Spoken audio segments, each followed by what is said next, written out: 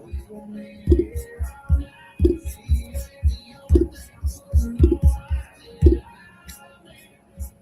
right, I'm rolling early this morning because I've got a lot to cover and I have the time.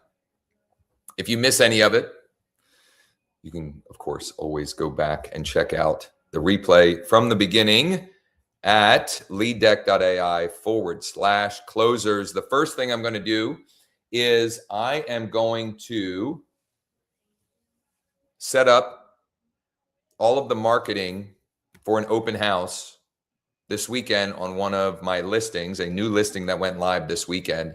I typically don't do open houses unless the listing agent is insistent. It mainly because most of them that I did in 2025 just did not bring in much opportunity. And when I do them, we put a lot of time and effort and energy and money into promoting them. So, risk reward or the ROI of that. However, with the reverse prospecting I did on this listing yesterday, there was another EXP agent that offered to do an open house on the listing. So, why not? So I've got this checklist here that I'm happy to share with anyone and will be included with the replay of this. I have a number of other resources that I'll be working through today as I do the work. And this will also be a longer session because, again, I have the time and I've got a lot of work to do. So I'm just going to work. I'm going to work through, what I have to knock out. At 9:30 a.m. Eastern, the bottom of the hour, I'll do my typical intro, etc. So this is just kind of like an extra work session for me. What I'm realizing is I don't even have on here. Oh, yes, I do. I'm sorry. I do. It's under the MLS section. I'm actually going to start with this section. I've already done the reverse prospecting. However, I haven't added the open house to the listing in my MLS as well as the public remarks. So I'm going to do that right now. And then I'm going to do a bunch of free digital marketing and or, AKA advertising. And then I will also be setting up paid advertising for this one as well. Open houses are at the bottom here. Add open house. It is a public open house. It is in person only. It will be Sunday from 11 a.m. She's holding an open house on my listing and then potentially on the buyer agent on my team. She's got a listing that she took. She actually helped I think it was her cousin purchase a property, a fixer-upper that he fixed up and now they're reselling, fix and flip. Hope you'll join us. I don't know, the open house remarks. I don't even normally put open house remarks in there. I'm going to go to the public remarks, open house, Sunday. What date is Sunday? 18th, 1/18/26 from 11 a.m. to 1 p.m. Okay, so I'm going to publish that. Now, the next thing I'm going to do, I'm going to use listings to leads for some of this open house promotion. You can get a free 21-day trial at growwithjosh.com/L2L. growwithjosh.com/L2L. Drop that in the chat as well.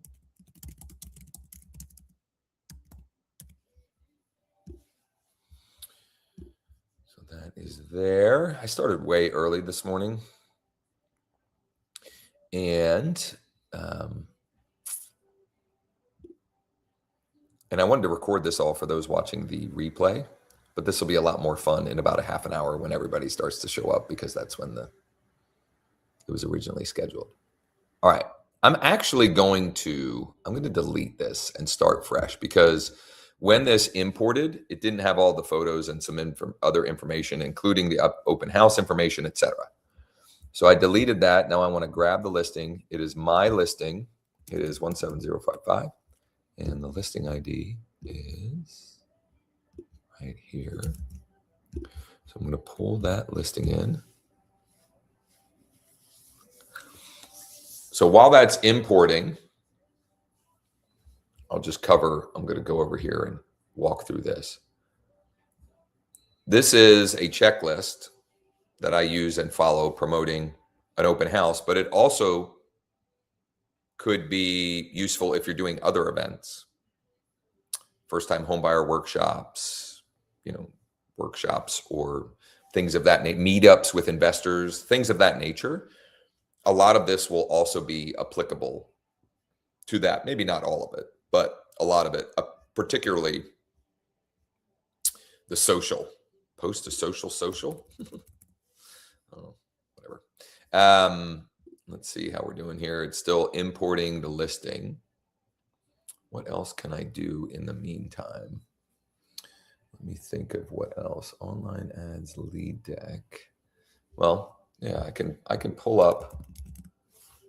I think I've already done this, but maybe I haven't. So I'm going to pull up leaddeck.ai, because one of the things that I will be doing in the marketing of this listing, I've kind of already started, is finding who are the active landlord buyers. Right here, we've got 72 active landlord buyers in the zip code. And this is a property that it's a newer townhome. The current owner bought it as an investment property. So he bought it 3 or 4 years ago, and it's only ever been a rental. And there is demand for those type of turnkey rentals. I have several active clients who are, looking for deals like that. You free at all today? ? That's one of them, actually, that this type of property fits his buy box. So I'm going to run this. I'm going to pull 10 of them. Looks like, okay, this was pulled in.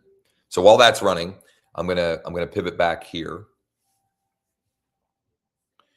And let's see here. I'm going to grab this. I'm going to take a look at this social post here. And actually, first what I'm going to do, I'm going to make sure that the open house information pulled in. I think that had just loaded up. So let me refresh it here.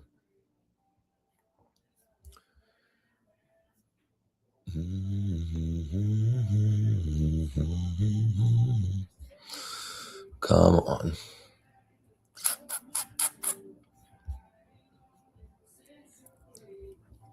All right, I'm going to click over here. More because I'm impatient than anything. Come on. All right, well, I'm gonna go over here and check out some of these while we.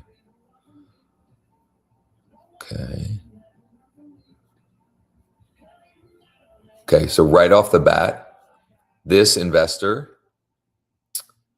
might be interested in this property because I can see this is a similar type of property. This one too, Antonino. This is a similar type of property.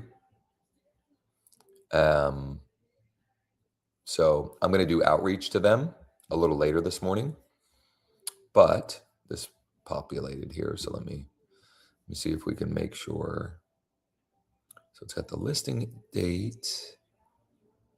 I forget where you put the open house info. Oh, right here. the tab that says open house.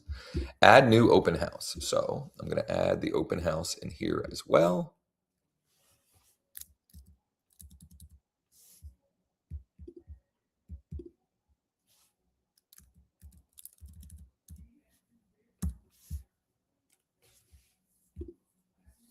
Save that. Okay. What do we got here? I'm going to go. Now, you know what? They have an open house promotion plan. I'm not even used that. Let's check that out, actually. We started early. We got extra time. Okay, they got a cheat sheet. Maybe their cheat sheet is better than mine. I don't know. Okay, here we go. 7 day. Interesting. Okay, well, I'm going to go back to my normal flow.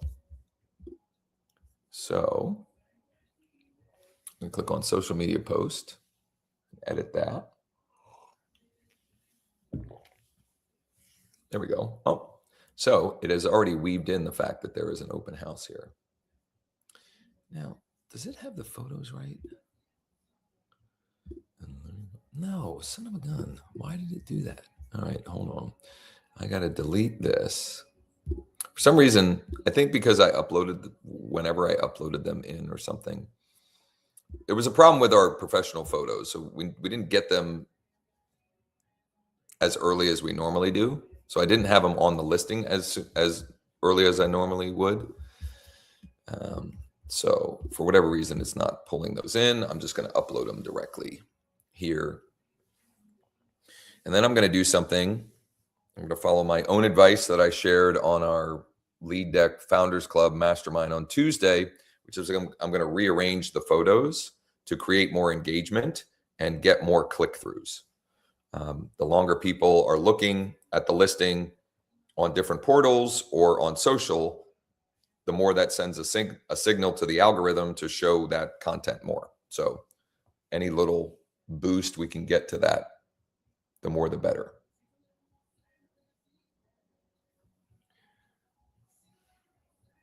I would like to request the showing.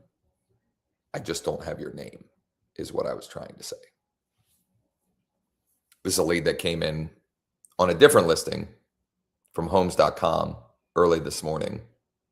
And usually they come in with name, email, phone number. This just was just a phone number. I don't really know why. And I'm trying to obtain his name, and he's, I guess, just not understanding my questioning. And maybe it's that I'm not being clear enough. I'm going to open my blinds here.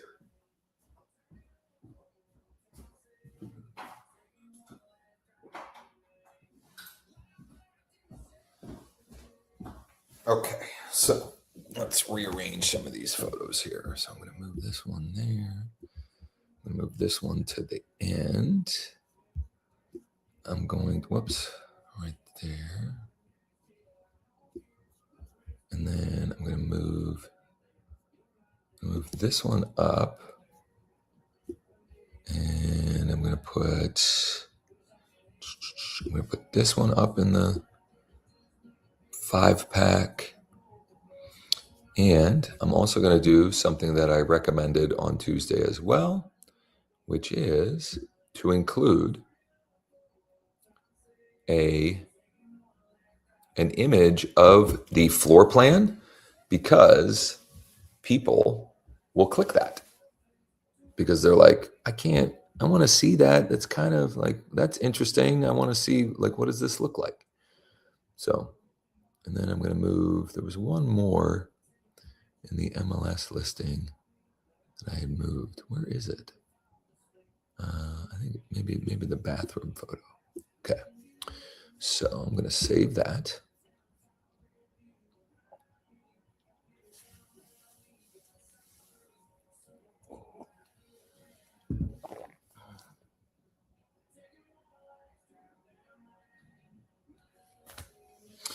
All right. Now when I go to social posts,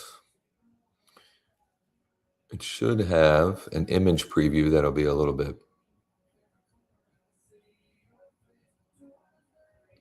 Okay. Oh, it's a different one because it's it's talking specifically about the open house. So open house in Mechanicsburg, Legacy Park, and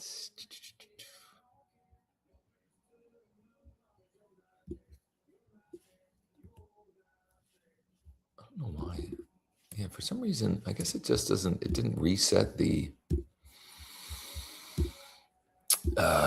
whatever the feed is, the IDX feed or whatever with that. So let me pull up the, oh, no, I didn't update it. I'm an idiot. So let me edit that first.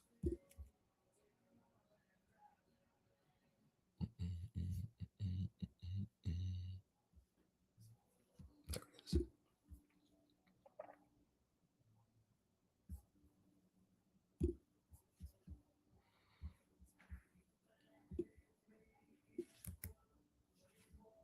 Open house. Okay.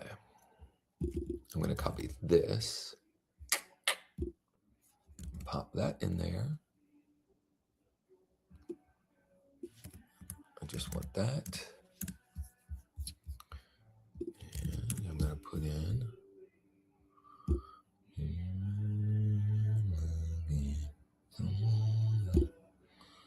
Come on. There we go.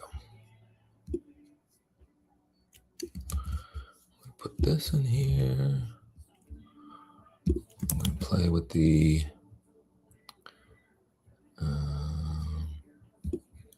hashtags here. For sale. Whoops. Okay. I'm going to copy this. Well, that doesn't matter yet. Hold on. I'm going to edit the image. So I guess you can't change that format. Oh, yeah, you can. I'm sorry. Look at this. Let's try that one. What does that look like? Let's try this. Like that. I'm going to go with that one. And I'm going to edit this. I'm going to say open house. Open house in Legacy Park. There we go. Now we're getting somewhere. Now we're cooking with gas. I'm going to download this. The Facebook version is the vertical version of it. And I'm going to download the, okay, so now I got the two versions there. I'm going to edit them to geotag them on my phone. Okay, finally the guy gave me his name. So I'm going to take a quick pause here. I have a listing where the owner is handling all of the showings. That was his request. Good morning, Russ, period. I have Peter CC'd here, period. He was hoping to schedule a time to check out 701 Drexel tonight at 5 or 5:30. Would that work for you? Question mark. All right, now let's airdrop these. Let's airdrop. Okay, so there we are. I'm going to stop the share here for a minute. Oh, I didn't even pin me yet. So the first thing I do is I hit the I button so I can geotag, add a location. I'm going to put, normally I would put the specific address, but this time I'm going to put Legacy Park Drive, which is like the main drive of this community, just to mix it up. Townhome, townhouse, for sale, Mechanicsburg, PA, Legacy Park, Madison Court, Josh Shanley, eXp Realty, Realtor, listing agent.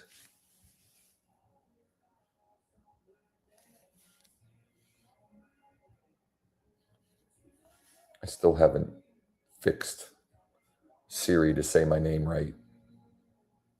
Whatever. I'll figure it out. James sent me a how-to on that. So I'm just adding the geotag for that as well. Okay, so now that I've done those two things, I'm going to airdrop them back to my laptop, and I'm going to make the posts. And these are a little bit different, similar, but slightly different the way I'm going to do this because it's an open house. So,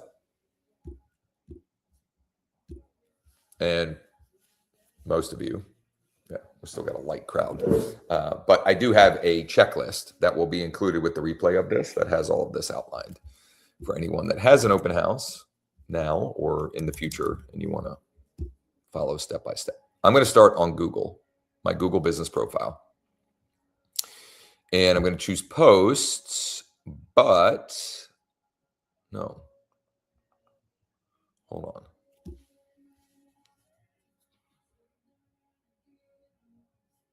Is it a post? Did they change something? Man, it must be a while since I've done this.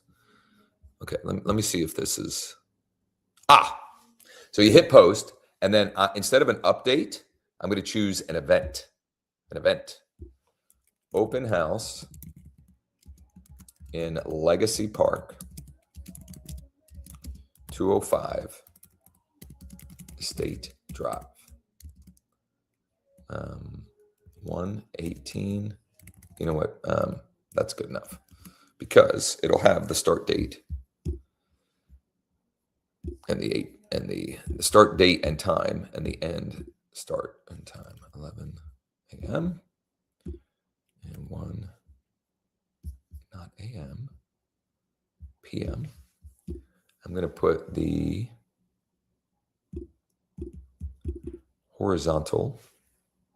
vertical. I can still add a learn more button. Beautiful. So I can still add a learn more button, which is going to be this URL here.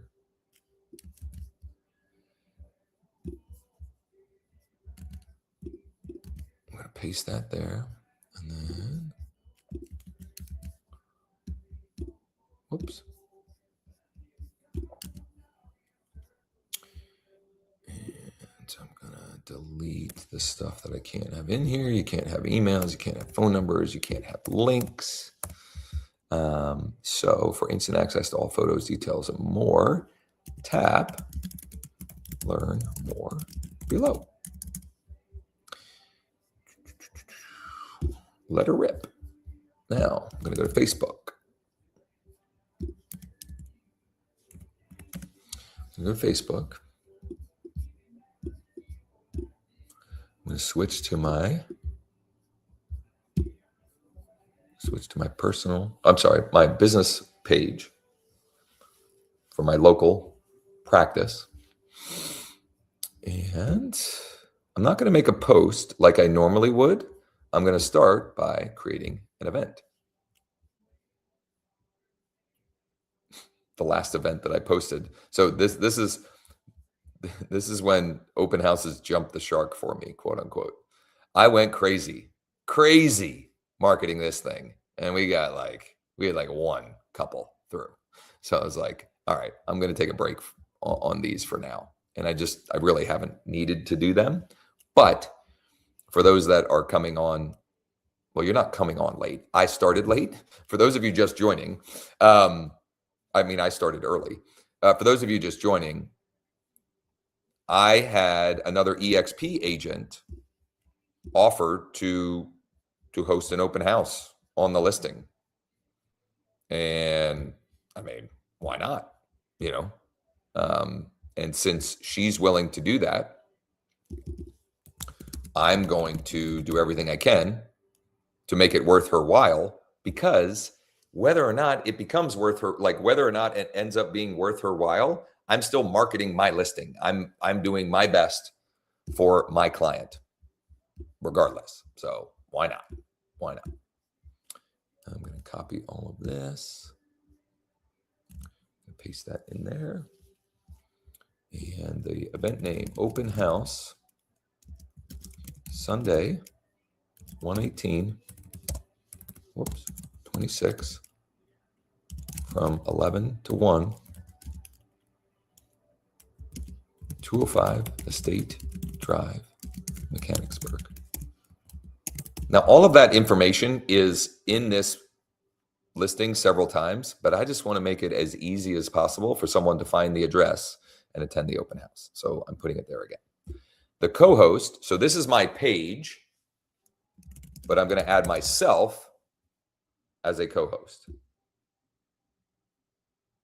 We don't need tickets. Although, what's this? I wonder. What's this? I'm just going to put this, I don't know. I don't think this is going to harm anything. I'm going to put the link to the lead capture page as the ticket link. I don't know. Not going to hurt anything. Okay, create event.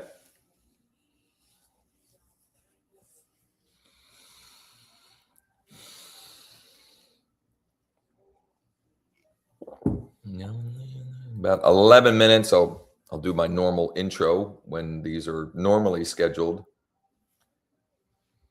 to occur. Oh, look at this. I can even invite people. I can invite up to 500 people. Oh, wow. Look at, hold on. Oh, watch this. I'm on my page, so I can only invite from groups that my page has joined, which is weird and awkward. And I don't even know why my page is part of these groups, to be honest. But a couple of things I can do. Well, I'll show you how I can invite a little bit differently. So, but a couple more things that I need to do here. Start a discussion. Why is it saying that? No, I want to share it to my page. Who do you know that might be interested? That's always a good catch-all. Now, I'm going to switch to my personal profile.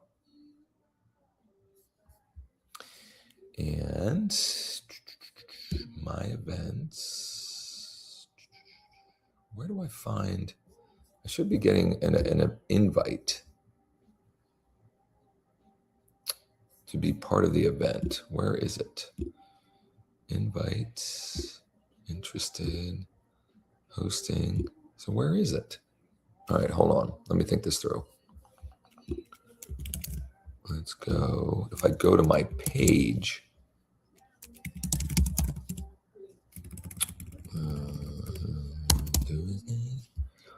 there we go.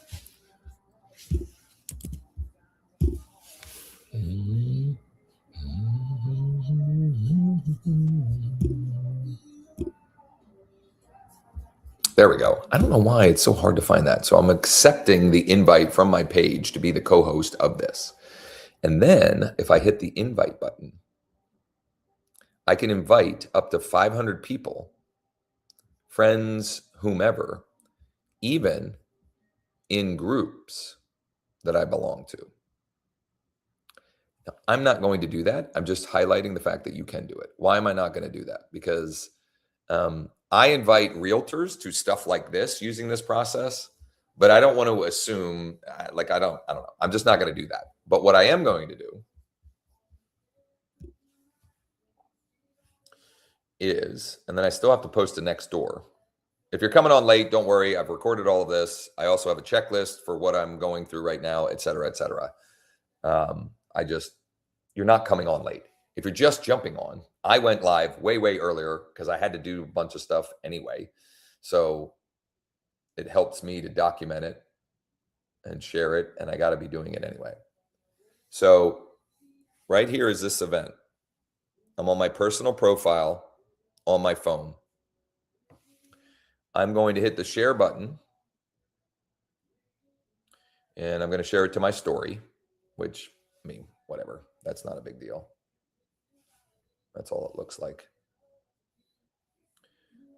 But here's the 80-20 of this, where you get, extra eyeballs, is if you share into groups, And I'm going to share into Mechanicsburg groups, which I'm a part of a bunch because that's like one of my main areas.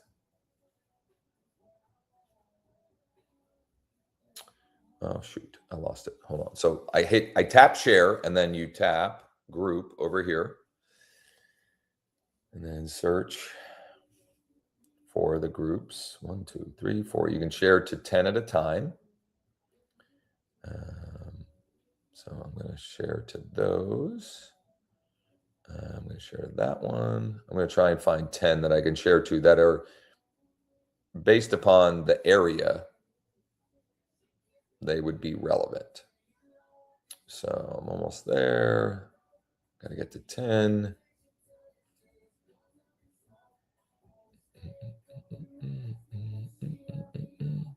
Well, whatever. I think I'm at 9. I'm just going to go ahead. Who do you know that might be interested is what I'm going to put above the post or at the top of the share, and then I'm going to share it. And then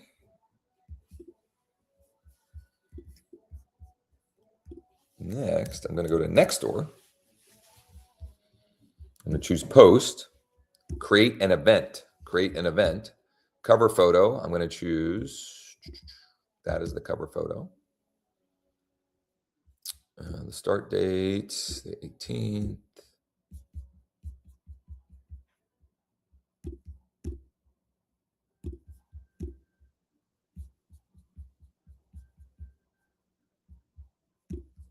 Location. Oh, look at this. Okay, so they have changed this a little bit over time, but when you put the location and you pin it, they will like proactively put this in front of those neighbors. Meaning, I'm going to put the location, it's going to show this to the people that already live in the community or communities that are in that area, which gets just free traffic and eyeballs, and people like to pick their neighbors and so forth. So let's say 205 Estate Drive. Use that. And I'm going to call this Open House, Legacy Park. I'm going to do Madison Court.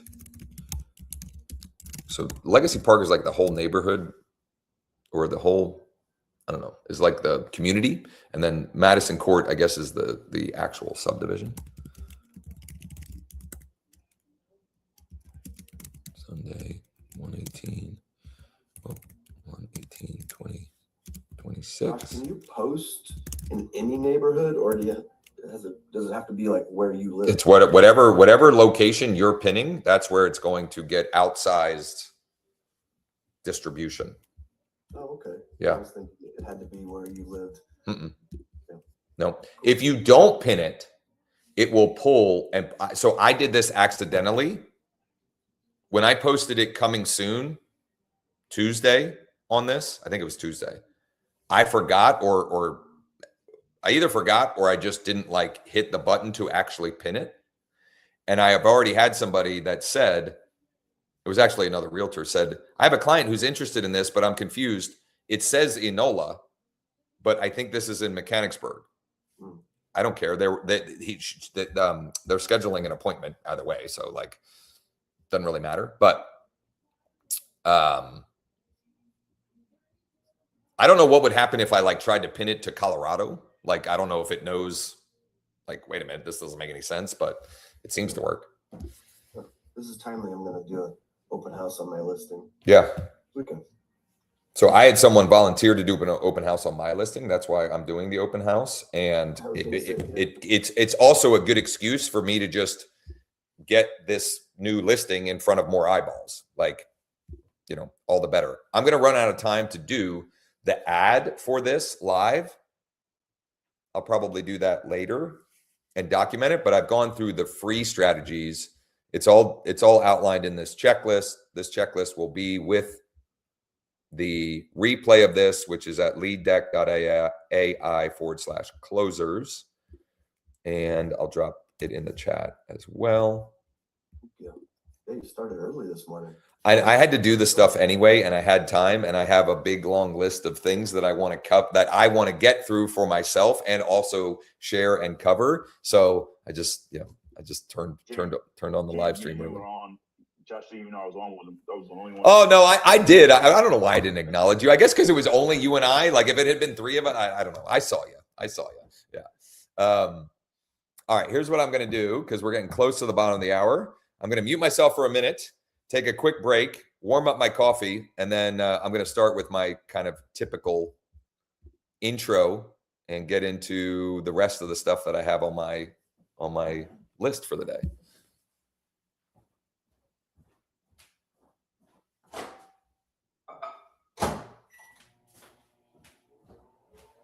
Hey James, you can give me a call after this. I got to talk to you about stuff. Okay, cool.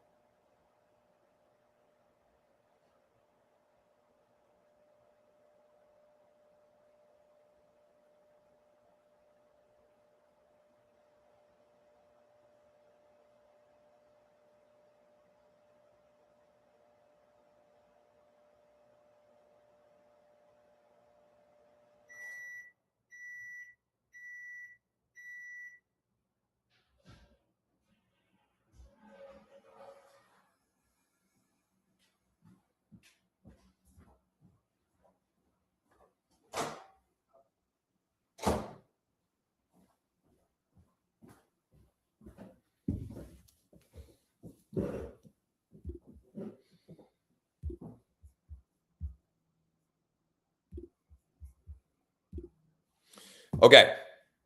It's the bottom of the hour. I've actually been on here for probably 40 minutes. So if you're curious what I was doing the first 40 minutes, it was promoting an open house. And all of that will be in the replay with this, including the resource that I was working off of, which is an open house promotional or marketing checklist. It's an open house on my listing. I had another EXP agent volunteer to hold it open. And I don't have the time or the ability to do that this weekend, but she is willing to. And it just gives me an excuse to promote and get more eyeballs on that listing, which is good for my client. So that'll be in the replay.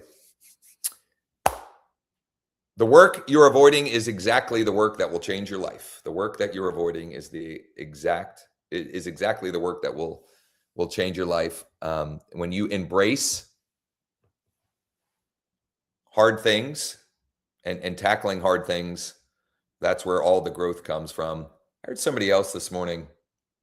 Oh, this is what it was. I was listening to Steve Young on the Tim Ferriss podcast.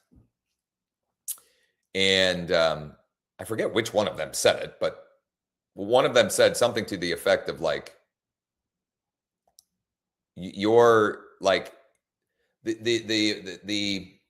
things that you become most proud of in your life, the biggest successes you've had, they're never from easy work. It's never from the easy times. It's from the hard times. Right? So like, if you're going through a hard season, just know that when you get through it and see it to the other side, like the person you become in that process, you're going to be proud of, and that will lead to the success. So, all right. I have been talking about sharing and hosting live workshops, sharing a 3-step blueprint that has been working incredibly well for me. It's a very simple process. More and more people that are following the steps are having success, including Campbell yesterday, who was on here cursing like a drunken sailor because he was so excited about all of the opportunity that came from one phone call. No, I love it. I love it. Fired up, brother. Yeah, I love it. And for those that are curious, I actually this morning, I clipped that out and I'm posting just that portion of yesterday's session on my YouTube channel later today. All of that said, a recurring theme that I keep hearing over and over and over from agents is 2 questions. How do I handle representation if I'm following this 3-step blueprint? And then also, how do I protect myself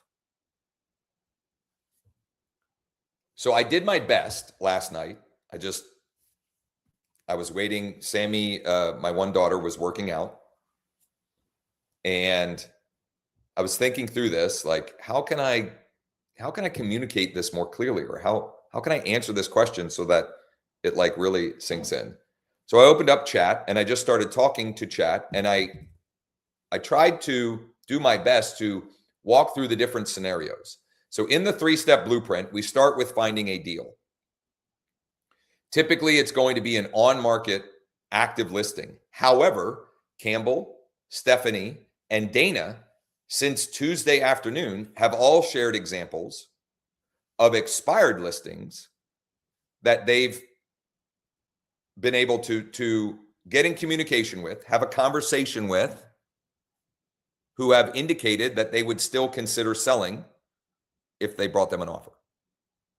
Okay.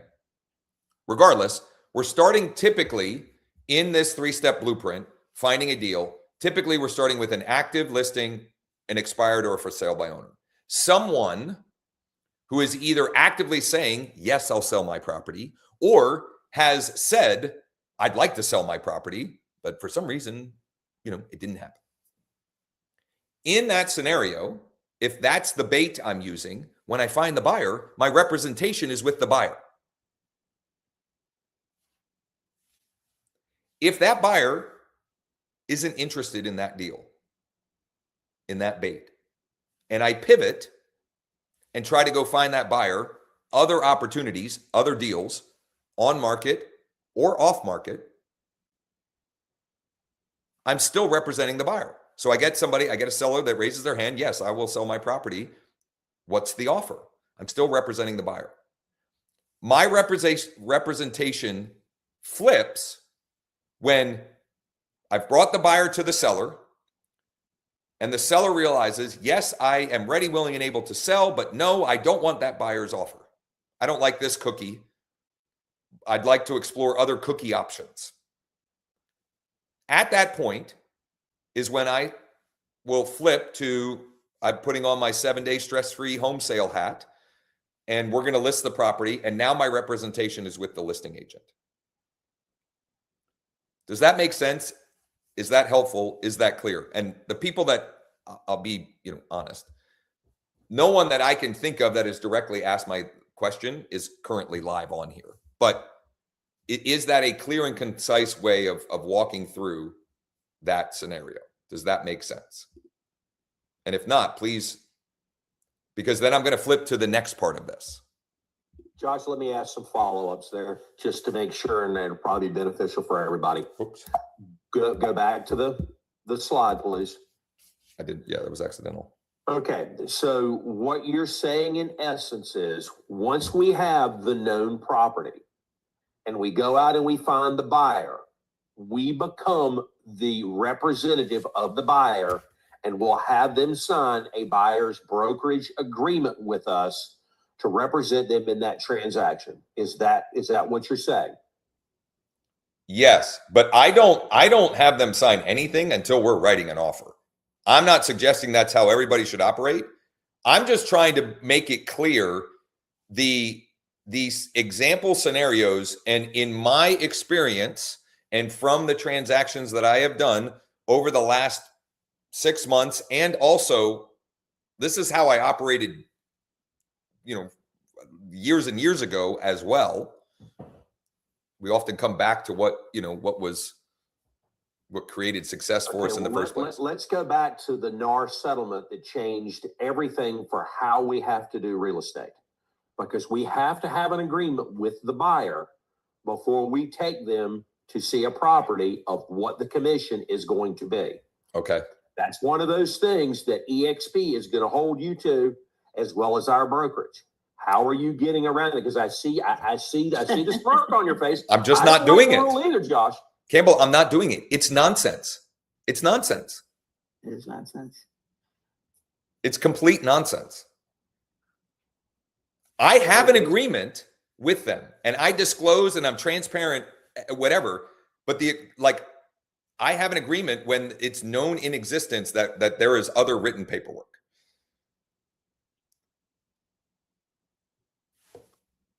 Okay, so you're not going down that trail. You're going to write it up at closing, and you'll put your commission in at that point in time, your compensation, your fee, whatever term you want to use for that.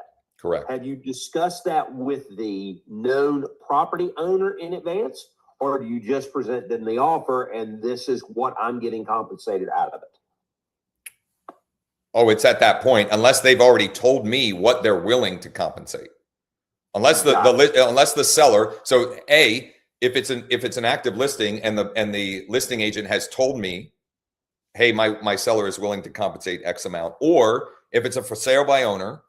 Earlier this week, I reached out to for sale by owners, and the follow-up after they said, yes, it's still for sale, I asked them if they're open to paying a finder's fee if I bring them an acceptable offer. Some of them, it didn't happen this week, but some of them will say, yes, we'll pay whatever, 2.5%, 3%. Some of them will say that. So if that's kind of been established, that will be my guideline. Now, if they say 1.5%, I'm probably not going to write 1.5%. If I'm being honest, I'm going to put in whatever number makes sense. And then when I'm presenting that offer, if it's an off-market seller, a for sale by owner, an expired, whatever, with that offer, I'm providing with an estimated net sheet that includes whatever fee I've requested. So again, two different scenarios. One they have representation with a listing agent. The other is an off-market property, as in the expired, the for sale by owner, or the ones that we drag out of deal deck that are potential sellers. Yeah. Okay. Transparency at every step is anyone's biggest ally. Correct. So I'm glad that we're clarifying this stuff. I'm telling you, this shit never comes up. If you tell everyone the whole time what's happening, none of this ever happens. Ever. They might ask, oh, help me understand, what's this number here? Oh yeah, well that's my compensation because I'm bringing you the solution that you asked for. But Terrell and Stephanie have had their hands up, and I would love to hear. I didn't want this to take a long time, just transparently, but I want to introduce this, and I didn't even get to the second point yet, but let's go. Okay, just very quickly. I'm in California, and they're kind of like, it's like the lack of clarity of what really needs to happen is rampant. And so I'm like you, Josh, I kind of fly by the seat of my pants and go forward. What I haven't really experienced is this unrepresented buyer, like a buyer by owner type of thing, And I don't even know if we have a form for that. And we've got a lot of forms. So but I understand, because normally here we would just go with dual agency. But, transparency is king. Transparency is king. As long as you're being as transparent as possible the entire time, can you still get into trouble? Of course, because there are people in this world that just want to create problems. Okay. And again, it's why I would rather figure that out as soon as possible. If somebody's going to be a snake, show me your cards early, because there's plenty of fish in the sea, which is part of my next story, which isn't even part of this second point that I got that I'm going to get to soon. Well, it reminds me here of I did a reverse mortgage short sale some years ago, and I had to tell the family, I said, look, no one's getting paid here except for me. And if you're okay with that, we'll move forward. If you're not, I'm out. It's fine. And they were good, so it's just, I'm with you. It's a communication thing. And we just have to be diligent and just not assume that people understand our kind of real estate language and bring it down to a point of this is what this means. Yeah. Stephanie, go ahead. Okay, I'll just make this quick too. When we're working with buyers, you can say what your commission is or discuss it, but whether it's written or not, I I look at this, you know, just like some people have analogized this to dating. I mean, you're not going to ask somebody, you know, for a kiss before you've even, you know, gone out on a date. And that's kind of what this buyer broker thing is. You know, it's like, just relax. You know, If I am you're gonna- forced you're to gonna do get that there. in advance at some point, I will do it the same way I do my listings. And I will say, you know, I've got to make you sign this. I will have to check if it's an investor, I will have to check the box that says it's not exclusive. Because if they're a real legit, so when you're talking to the people in you know, the buyers in lead deck, they're like real buyers. And so they know other realtors. And they have other realtors at certain times bringing them deals. So if you're trying to lock them in to only work with you for 90 days or 100 days or 180 days or a year, I mean, good luck. So it would be a non-exclusive, and I would make it very clear you can cancel this at any time with 24-hour written notice. And also the number that I put in there for representation, that gets changed all the time, because I have enough opportunity. This relates into the third thing that I want to share, which I haven't even got to the second one yet. But the third thing I want to share is when you have a pipeline that is full of opportunity, you're not as obsessed over trying to squeeze out every little bit out of everything. And I'm not saying you shouldn't be compensated appropriately and fairly for your work. I'm just saying it becomes less of the way my approach is: done next, done next, done next. Because some of them I get outsized. I had a listing close in November. I got 4%. I've also done them. I had I literally have a bank-owned property closing where the only thing they would pay me is 1.5%. And I probably could have asked that investor to pay me a little bit more. And you know what? I didn't, because he's going to list it with me after he fixes it up. You know, so like, whatever. Here was the second point I was hoping to make with this. I'm not going to say who this person is, but the person last night that reached out to me, part of his messaging was, I have been a broker for blah, blah years, many years. And I don't understand that this is not clicking with me. And the part that was most confusing for me is this. Can anyone tell me what the literal definition of broker is? Anybody? Literal Connecting definition. dots, I guess Isn't is- it? It's a connector. You are It's being a connector. you are being paid a fee to connect two parties. And so this person has only ever known, I go into my MLS and it says, this is what I'm paid. And for me, the viewpoint or the perspective I'm trying to have this person change is, you're a commodity over here. I'm bringing value to the transaction. So I'm establishing value that justifies my fee. And both of those parties know that. We're thinking like they know that. And again, if you do enough business, you will have someone. He gave the specific scenario. Well, what if I bring a buyer to a for sale by owner and we tour the property, and then the next day the buyer goes directly to the seller? Next, who cares? Because here's the thing. Here's the thing. Every single one of you, this is already happening to, myself included.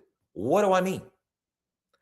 Right now, I guarantee weekly, monthly, quarterly, yearly, you are losing business because someone who would consider using you went and Googled you and didn't like what they saw. And so they went and decided to work with someone else. And that is invisible to you. You have no idea that that's happening.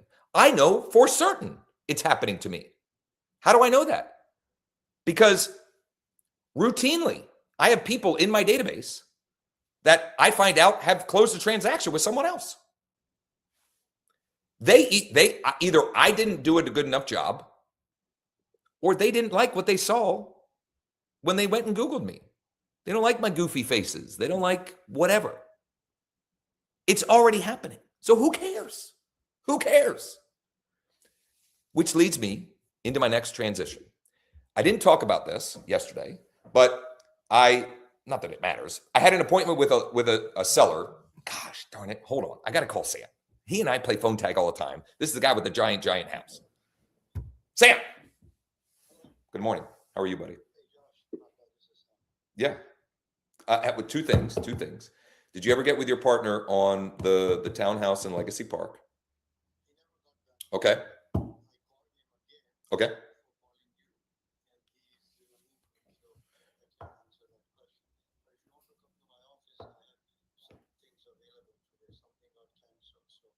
What time? I am like would you still be available early afternoon?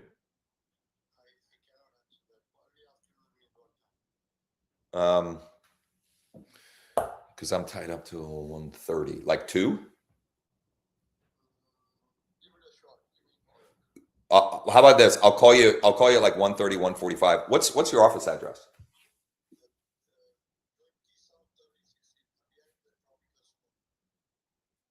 Oh, okay. I know exactly where that's at. Perfect. I'll call you then. In the meantime, the property that I mentioned that could be good for developing, putting townhouses on it. What would be the best way for me to get you info on that ahead of popping over? Okay, fine. Sounds good. I'll call you. Thanks. I really should go directly there, but I'm not going to. I know where his office is now, so I can track him down. And I know he's not getting that deal from someone else. So it's all good. Anyway, back to my story. Yesterday afternoon, I have an appointment. Oh, I talked about this. It was the appointment with the woman that I talked to while I was in the bank parking lot Monday morning. Okay. I was waiting in the bank parking lot. They didn't open till 9, whatever. So, and I think I mentioned this when I talked about that on Monday. It's a nice home on a it's almost like 20 acres or 22 acres or something like that. And she really doesn't want to sell. Like, she loves the house. She wants to stay there, but she can't afford it. The house needs some repairs, and her income isn't as consistent, et cetera. And so one thing I said to potentially explore would be subdividing off a part of the land to create a cash infusion, fix the roof, fix the windows, get a little, save up a little money for whatever. And what I want to convey here, and I don't know that it'll come across perfectly, but I'm going to do my best. Transparently, a year ago, I would have handled that appointment a lot differently. Because a year ago, things were not nearly as good as they are today when it comes to pipeline and just in general. I mean, just very, very transparently and authentically, a year ago, I was in a very different place. So I truly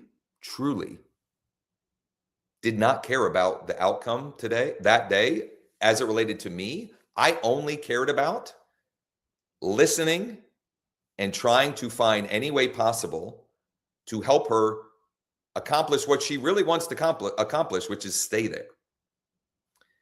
And it just struck me during that appointment how much easier it was coming from that perspective.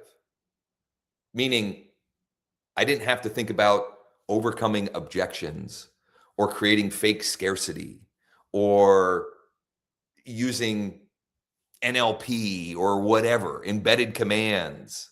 I literally was just listening. She ended up giving me 2 bags of like homemade soaps and lotions and stuff.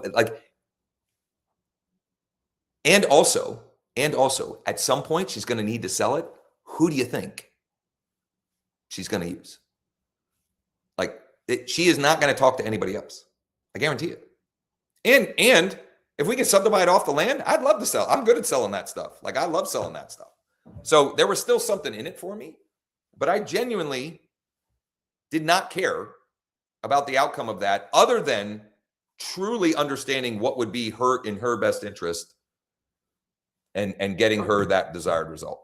Doreen, go ahead. Josh, just a quick one. So cell phone towers, if the zoning in her area will allow it, down here in Florida, they're paying like $1,800 a month, and they look like palm trees. So they're not an eyesore. They're not. That is a hell of a recommendation, Doreen. I absolutely love that.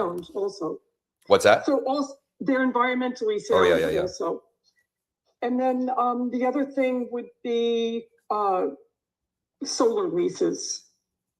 I've done the cell phone tower lease for someone that I sold an equestrian property to, but I haven't touched the solar, but I've looked into it for myself. So it's really, there's tons of opportunity with vacant land. Yeah. And it's usually less costly than going to the zoning board and having it go through, dividing the property. Yeah. Love it. Okay. Thank you. Good stuff. Welcome. I'm going to go back because I didn't realize there were some things in the chat. So I'm going to go back just real quick, and then we're going to move on, and I've got a number of things to work through and work on and share resources, etc. Every state is different. The representation thing in Pennsylvania, number one, we have a form for, do we have a form? Yeah. Well, actually, I don't know if it's an EXP form or if it's a state form, but we have an unrepresented buyer form. So I've sold several properties where I was the listing agent, and I either had a buyer that came and told me it, like, and again, I'm disclosing and transparent at all of this, that came directly to me, and I will ask, do you want representation, or are you okay proceeding as an unrepresented buyer? Because if you are, it'll save the seller money and et cetera, et cetera. Anyway, we have a form specifically for that. And I would check if your state does, number one, and if not, does your brokerage, number two. And then for buyer representation, if your standard state form doesn't have this, I would imagine you could add to additional terms that something along the lines that this is for a specific property, right? This representation applies to this specific property that I am working with, the client on, et cetera. Because I just saw a couple of things on the representation down in the bottom. Okay. For sale by, I'm sorry, no, not for sale by owner. Deal of the week replies. Somebody raised their hand. Go ahead. Whoops. Did somebody raise their hand, or did I misinterpret that? Where is, hold on here. Oh, I know what the problem is. Sorry. Newbie. Oh, here we go. I got the Cynthia story. Now the deal of the week email replies. That's what I was looking for. Okay. So I scheduled out my deal of the week on Tuesday on this, and I got 4 or 5 responses.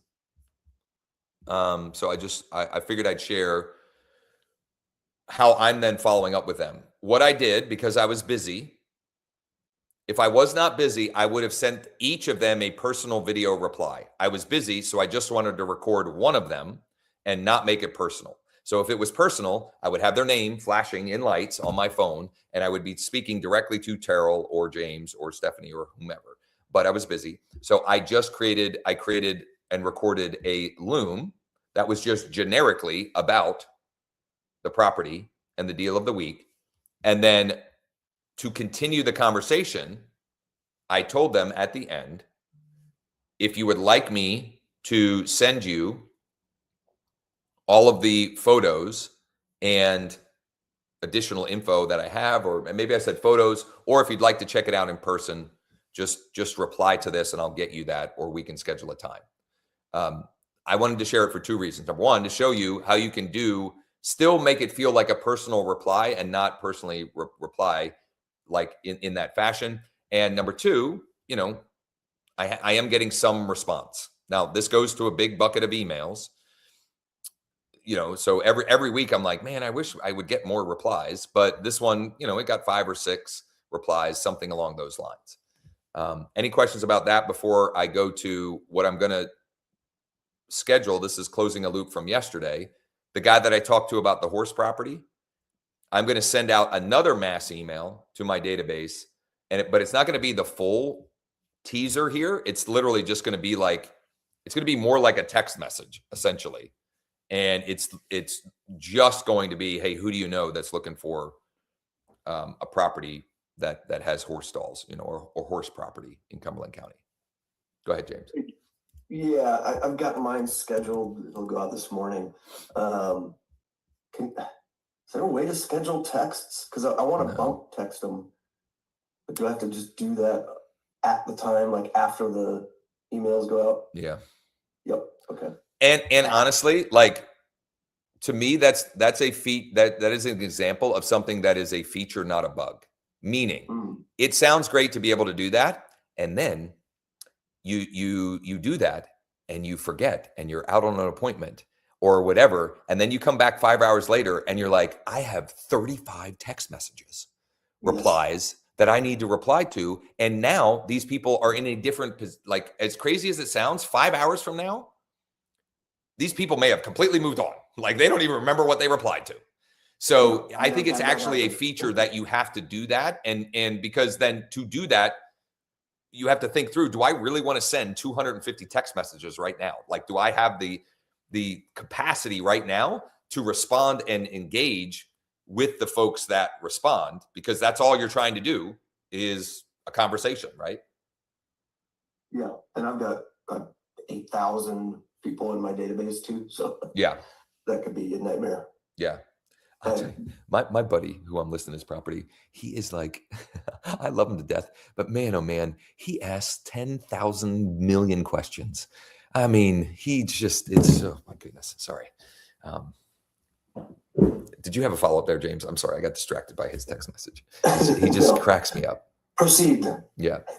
Anyway, he's like, this open house on Sunday, are you hosting? Is this someone else? Is this going to cost me any more money? Are there any other fees? Blah, blah, blah, blah, blah, blah, blah. I'm like, John, knock it off. I already told him open houses will not sell your house. And I told him we're going to do an open house because another agent volunteered to. And it gives me another reason to shout to the world about your property. So relax. Anyway, I'm going to schedule out this email real quick. And I literally mean real quick. This is going to be the simplest email that you will see all week.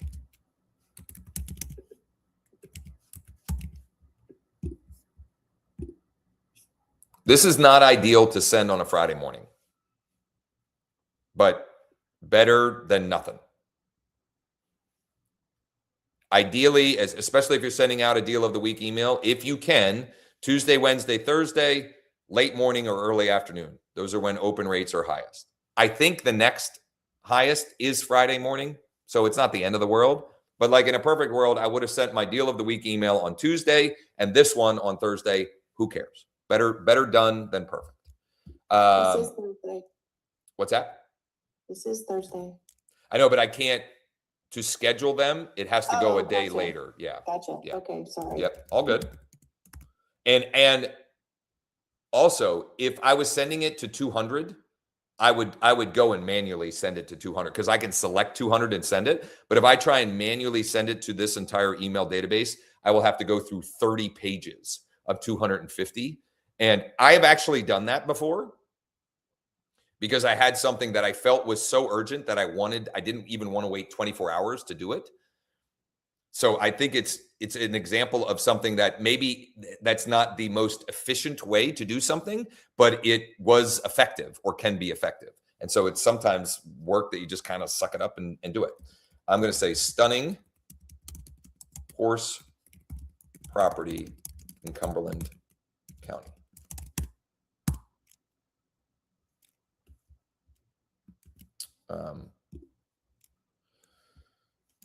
Who do you know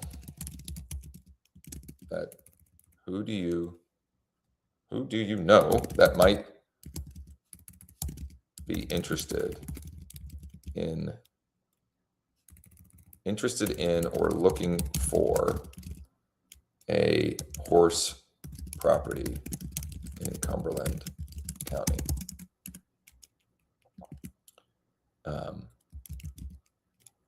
This property, okay, hold on. The home is impeccably, I'm not going to use that word because I can't even spell it. the home is, what's the word I'm looking for? Or what's a simpler word? The home has been Pristine. Yeah, the old farm home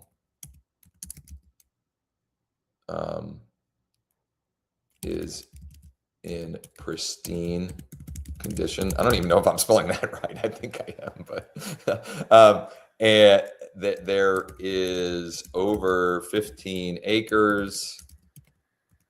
It's currently in clean and green, and there are 4 horse stalls. Please let me know, or feel free to forward to anyone you know who might be interested. Thanks, Josh. And then where is it here? I could just type it out, but I'm lazy. I'm probably taking more time just doing this than it would if I just typed it out. But again, no, where is it? There it is. That's not even the one I like to use, but I'll paste it in here. So that, we don't need the email because the email is in it. I want my actual cell phone. I could have just typed it out a lot faster. Yes, 717. Pristine is spelled different. How do you spell pristine? Pristine. I knew it was wrong, but I had to look it up myself. Like something's off. I was 0 for 2. Impeccably. IMPECCABLY. Whatever. That's it. That's it. All text. I mean, and what? So here's the worst case scenario. All of the people in my email database see my name, eXp Realty, 1 extra time this week. Best case scenario, I get somebody who is interested and wants to check it out, and we write an offer. Like, if the worst thing is, it's another impression on people to remind them, insurance against them working with someone else. I mean, not all bad. Schedule it. Good to go. Yeah, just real quick, I've got a property that's 60 acres, 4 pastures, house all built, new roof, walls. They've never finished it. It's just framed. Do you think that would be? That's the one I used. I was like, people are always looking for properties, but it would have to be built out. What's the question? Should I be looking for more move-in ready ones that For what though? For a deal of the week? Yeah, for Try anything. Yeah. Here's this is a great lesson for marketing in general. No matter how good you may think you are at marketing, myself, like especially, many times the things that I think will be of best interest or get the most response, etc., I'm dead wrong. Sometimes I'm right, but you just got to try stuff. That's what split testing's for, right? You just never know, because the words that we use and recognize and whatever, you just don't know. I had no idea how many replies that I would get to that deal of the week. And for context, or perspective, I didn't send a deal of the week email last week. It was a busy week, whatever. I did send one the week before. My buddy John, who's driving me crazy with his text, I emailed that out before it was live because I could say off market, blah, blah, blah. I don't know that I got any replies, maybe one. And then this one, I've gotten 5 so far. And you know what? I forgot to check my spam folder.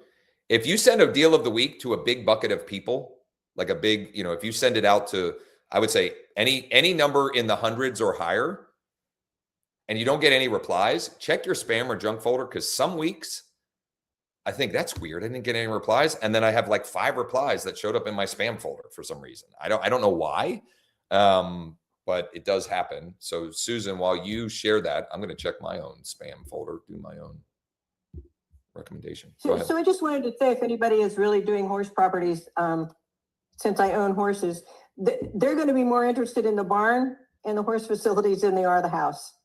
So don't focus on the house. Tell them about the barn, if there's an indoor arena, et cetera, et cetera. And for us who are used to looking at the house and thinking that's important, that it's not what's important to horse people. Just a side note. Yeah. That's a great point. Thanks. Yeah. Okay, so a couple more things here, and then I'm gonna pivot to lead deck. What time is it? 10:10. So we did the horse property email. Who do you know? I did put together this outline of reverse prospecting. I'll put this in the chat. It'll be with the replay of this. This is my process that I follow, and it's specific to Bright. Documented, Loom video, prompts, etc.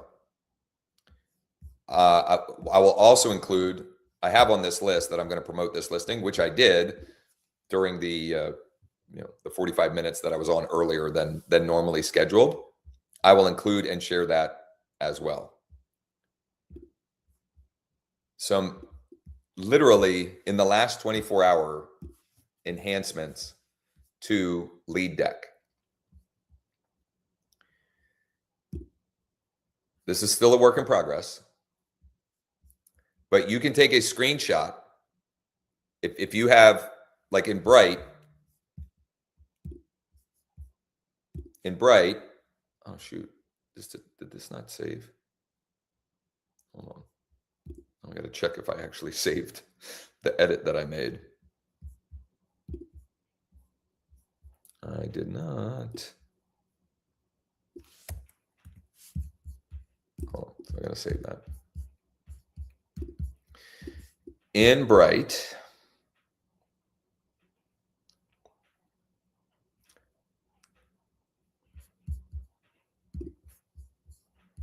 if I pull up my listings or a listing of mine and I hit the reverse prospect, I see all their names and so forth. The way it currently works is if you take a screenshot of this, it's using OCR. I don't even know what that stands for. This is what Sean told me it's using. Optical character recognition. There you go. All right. What I would like for it to be able to do is to copy and paste in. So that'll be the next version of it. He doesn't have that working yet, but for now, and I tested this yesterday, I took a screenshot of it. Ended up being 16 contacts, and there they are. And now I can, if I pull that up on my phone, I can tap to call them, tap to text, tap to email them. Now I don't know, did he add this as scripts? Well, there it is. Realtor outreach scripts. So following the format that I used yesterday when I was reaching out to active buyers, I changed my buyer script to fit the property I'm reaching out about, which is another resource that I will include with today's is this will be a growing knowledge base of different text and email scripts that I'm sending to buyers with different buyer types and different deal types. So is it off market? Is it on market? Is it a foreclosure? Is it Is it a multifamily? Is it vacant land? Is it a whatever? Might it be a good fix and flip? Might it be a good turnkey rental? Whatever it is, more examples there. And so if you want to play with the reverse prospecting, you could or can change the outreach script here to be, this is the script that I use, the text and email, and you can tap to email, tap to text, tap to call. The next version of it will be, you can copy and paste in all of it and do that. And then also eventually the ability to push that entire list into Go High Level or Bold Trail or whatever, and just launch it as an automated campaign, which is how I do that way for myself, because most times when I'm doing reverse prospecting, it's 150, 200, 300. And I just like that for me is an effectiveness efficiency thing. I can set it up so that it gets out to those people. It takes me a few minutes versus me manually doing it for 300 people. Work worth doing regardless. But for me, that's the trade that I'm making in that. And it would be more effective if I did it one by one. But it is still effective and more efficient for me to do one to many.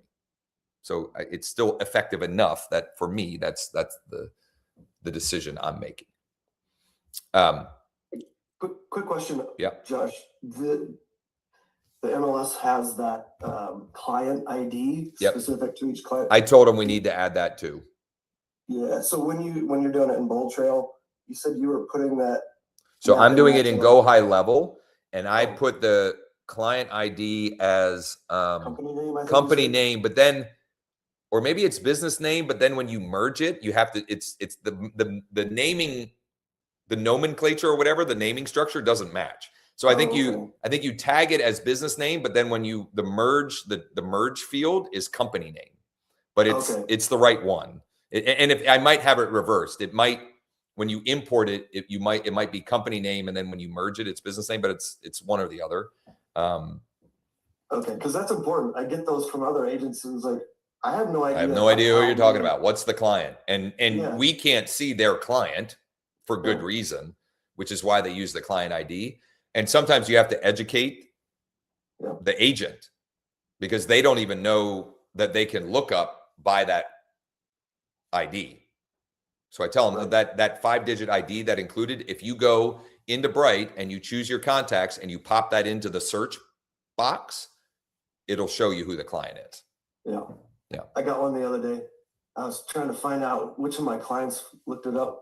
It was me. It was an auto search I set up for myself. Yeah. That does happen to me too.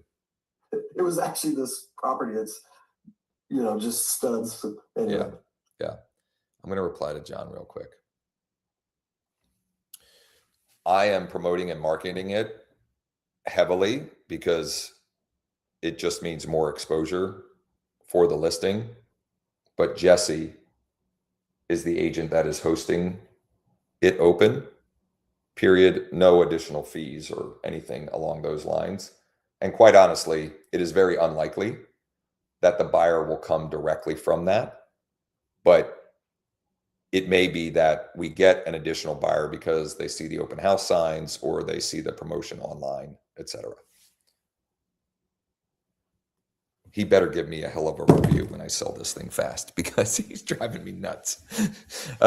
Anyway, speaking of review, I forgot to do anything with the review that I got earlier in the week. So there are a number of things or ways that I believe you can and should be getting more reviews, which, oh my goodness, so many with the reviews here. For my Founders Club members, we have a Google business profile for Lead Deck, and we would greatly appreciate if you could leave a review if you are liking it or have whatever, a honest feedback, rating, and review, because we're getting more and more people that are looking it up and they're like, it seems like this thing doesn't even exist. What is this thing? Like what is, you're the only one talking about it. I was, yeah, because we made it. Anyway, get more reviews for your local business. I'm trying to get to 100. I'm at 89. I'll get to 100 this year, but man, I just want 100. I want 100. Josh, can you drop it in the chat? Yeah. Link? Yep. That's a great point. Where did I have it here?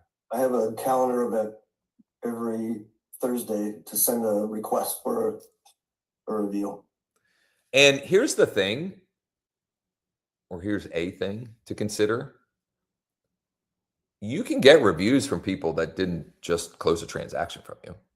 Oh, yeah. You all know people that they know, like, and trust you. They may have never done a deal with you because, for example, I've lived in this house since 2004, and I know lots of, anyway, there are many ways other than directly after or before a settlement for you to get reviews. You can get reviews from other vendors or service providers that you have a good working relationship with. There's lots of ways that you can get more reviews. And if you go and look my local reviews, you will see that especially some of the older ones are other realtors or other people where it wasn't around a specific transaction. And that was a way for me to kind of get the ball rolling. And just a word of caution for folks. If you're going to do a swap, like, oh, another agent in another market, I do this all the time. Don't do it right away. Have one person leave it, and then they say Google wait 3 to 4 weeks or something. Otherwise, Google might be like, oh, this is some kind of spam thing, and they might not let either of your reviews go through. You also have to be careful. Like if you're at a brokerage, let's say, or you're part of a group and you're like, hey, let's everybody swap reviews. If you have like 16 real estate agents leave you a review in one day, you can virtually guarantee Google's going to scrub those all. So you have to be careful and strategic about it and just play the long game. Yeah, one a week that sticks versus, a bunch that they end up scrubbing now or sometime in the future. You don't want to waste your time. So I got a review. I dropped the ball on this one. I got a review from clients. We settled in December. I didn't even ask her, but it's kind of obvious why she gave me reviews. Like she has tons and tons of reviews on the Google local guides thing. So she left me a review. Let me find it here. I don't know. It says 10 hours ago. I don't remember. Oh, Monday. Okay. So she left me a review. Josh is the best realtor we could have asked for. The crazy thing about this is this deal was wild. Like it was a VA renovation loan. And I mean, all kinds of stuff happened with this. It took forever. We had to go back and forth and back and forth and back and forth. And just when we had everything cleared, then the government shutdown happened and he didn't get a paycheck for a month or something like that. So we had to wait even longer. We literally went under contract in April and it didn't settle until December. Anyway, she still left me. I think that's probably why subconsciously I was like, I'm not gonna hit them up for a review right away. But she left me a review. So number one, make sure you reply to all reviews. Reply, and I hit the heart button. That heart is me, but whatever. Google uses AI. Like if you hit tap reply, it'll populate like an AI generated, probably Gemini, not probably, I'm sure it's with Gemini, that you can either just paste that, but I like to make it relevant. And when or how possible, weave in to your reply keywords or phrases that you want to show up for more. Now, it was hard for me to do this on this one, in part because where they bought, I don't really want more business, if I'm being honest. It's like, I didn't even know, I had never been to the city before. It's not like that far from me, but it's far enough. And I had never been to the city before. And I didn't even realize that I was that close to this particular county. It's Northumberland County. I was like, I didn't even know I was this close to Northumberland County. And I've lived here for 20 years. Anyway, so for me, I didn't necessarily want to put in, what's an example? So an example would be they leave me a review and I say, I'm so grateful for the opportunity to help you and Xavier buy your first home in Herndon, PA. I would do that if it was Mechanicsburg or Enola or Harrisburg, et cetera. So like telling Google, giving those words. But there are, what I did with this one was purchase your first home. Now, very transparently, I don't really like working with first-time home buyers, but Cosette does. So when I get those, it gives me good people to give Cosette. All right. So, and like that was real. They were buying their first home. It was a young couple buying their first home. Anyway, so I replied. And then one simple way that I use this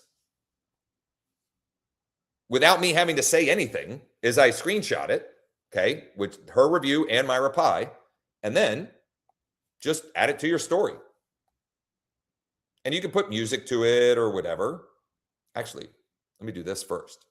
I didn't do this yet. Find the picture again.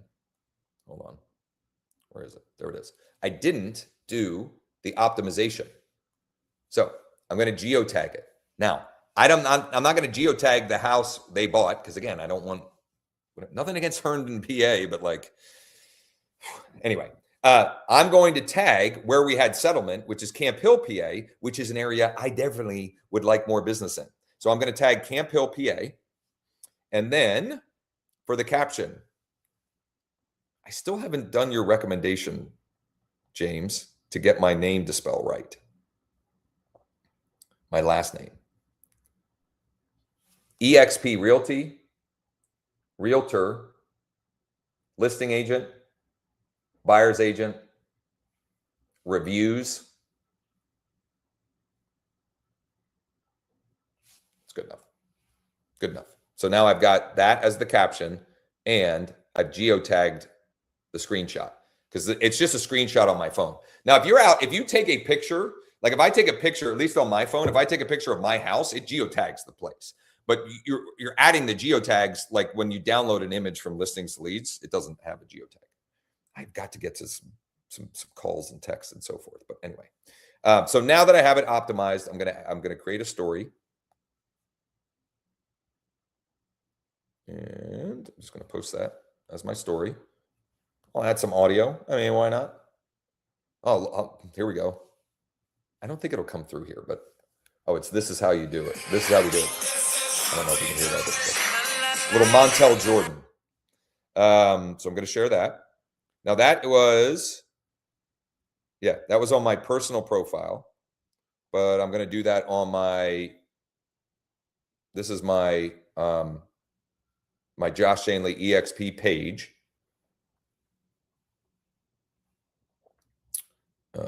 Where do I post a story? There we go. Add to story. And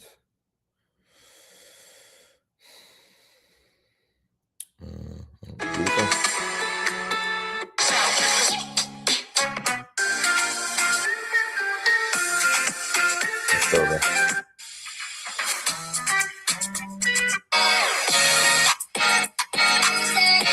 I'll do that one. Whatever. I'll post that there. And then where else can I post that as a story? Well, here I'm going to share what else I typically do with these, but not all at the same time. Because like you don't want to like another thing I will do. Well, I'll do it on TikTok. You can just upload it to TikTok as just pick the photo. And TikTok will turn it into, I think, just a 15-second, whatever. And you can add sound. I don't want that. That's Money by Pink Floyd. That makes it sound like I'm, I'm only in it for the money or whatever. I like to get paid, but I enjoy the game as well. So let me see here. Hey Josh, High Level is pushing our reviews out automatically. Yeah. So I think she might have gotten that, but they wouldn't have even been in there. But they do. When you say push them out, what do you mean? It's like automatically posting to any of our accounts hooked up. Oh, I don't think I have that hooked up. Oh, yeah.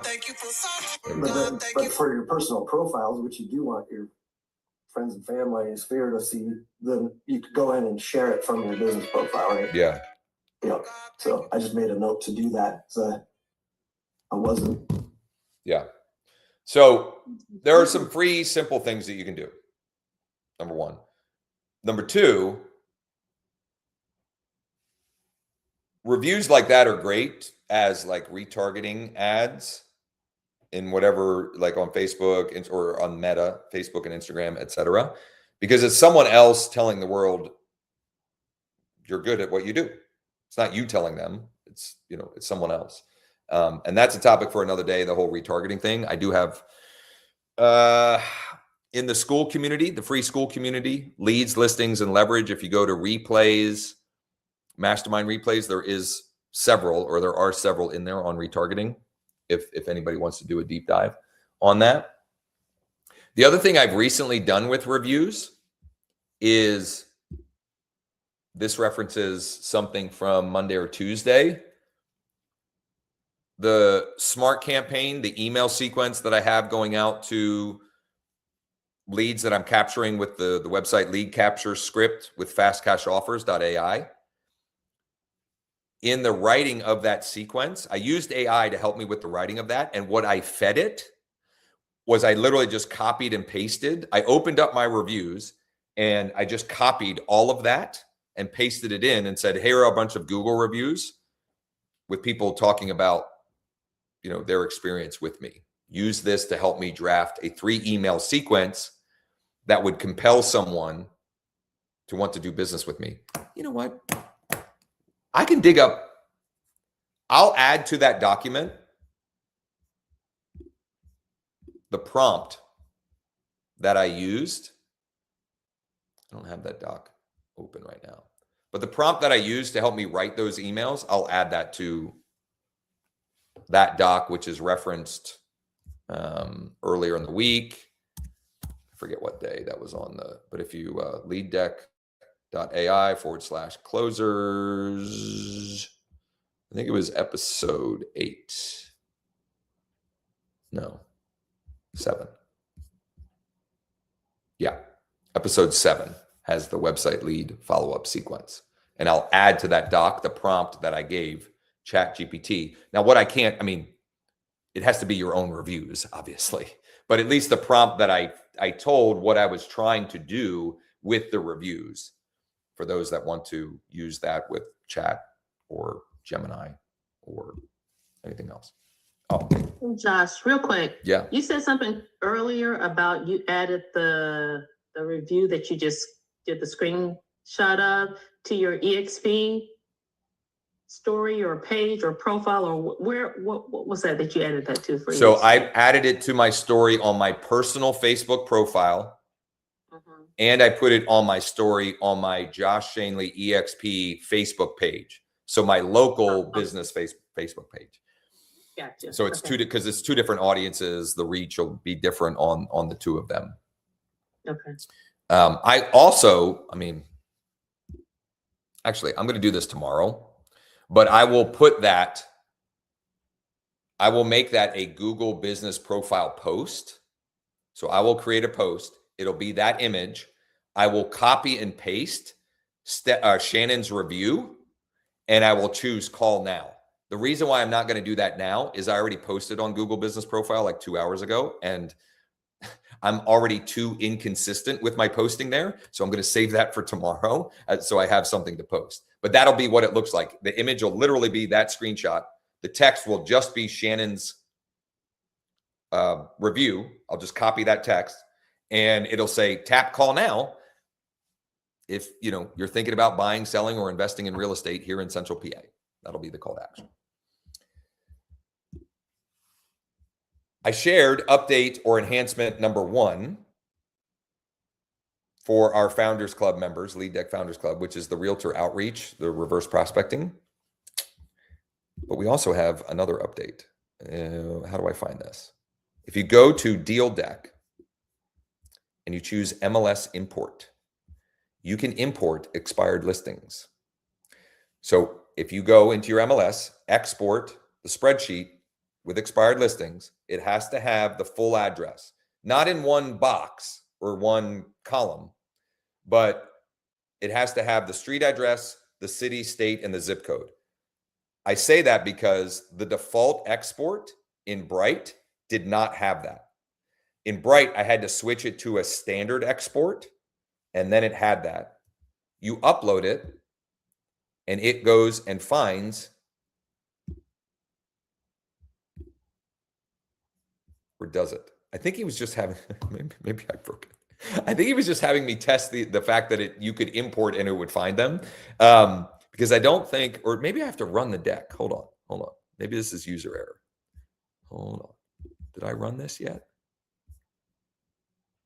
I'll have to figure out the next step, but just know that we are way closer to expireds. Can we automate it? We're not sure yet, but I also know, like, I've been automating that forever and it doesn't work as well as you, like, if you actually find the ones you really want and then tap to email, or not tap to email, but you send them a personal email, a personal text message, or make an actual call. Like, that is one I am certain. I have had a bunch of expired data go through automated campaigns, and like, I've gotten tiny little bits. It's another example that it is way more effective to go deeper with a smaller pool of people than to be like, I'm going to market to all the expireds in the, the Tri-County area. Because a lot of times, here's the other thing. A lot of times the ones that respond, I'm like, I don't even want that listing. I shouldn't have even sent to that. Anyway, Doreen. So in my MLS, I have a status that's, I can look up the expireds that have not yet relisted. So will you have the ability to add that? Because if you pull a whole bunch of expireds relisted, it's like a waste. Well, you already can. So you would only export the ones that fit that. So two things. I don't think I can do that in Bright. If somebody knows how to do that in Bright, please tell me.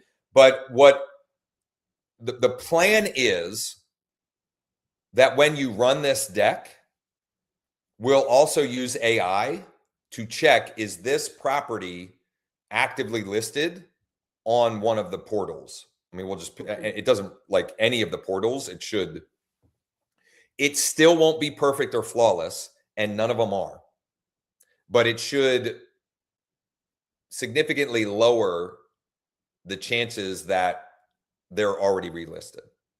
So if you have a way to scrub it before importing, obviously do that. And if you don't, he is working on a way to have like an additional sort of fail safe against that. And also, if something gets through, I'm not saying, like, we want to do everything possible not to be soliciting actively marketed listings. And it has happened to me a number of times over the last 2-3 years. And in every case, I'm so sorry. When we got this information, it didn't look like it had been actively relisted. I will make sure not to bother your client again, Mr. or Mrs. Realtor. But this is very new. Like, literally, he was like, I think last night, he said, can you test this? So if you can, scrub it first, and we will, as quickly as possible, have that so that there is the scrubbing that happens when you actually run it to get the contact info. And I just want to add, the light bulb moment happened for me with the less is more. It's such a change in my thinking, because I'm so used to, like, going through this whole, data list and compiling everything and then going through the list. And it's really true what you're saying. When you have a smaller pool of people that are actively looking to do what you're trying to help them with, you have better results. Not only that, short a period of time. Yeah, but it's a mind shift change. It is. I have some thoughts on that. The first thing I'll say is the other point of view or perspective I have on that is it's also way less overwhelming. Meaning, if I pull a deck in here and it's 147 cash buyers, do you think I'm really going to reach out to 147? It's not going to happen. And then what happens is I may not reach out to any of them because I'm That's just what like, happens. it's too much.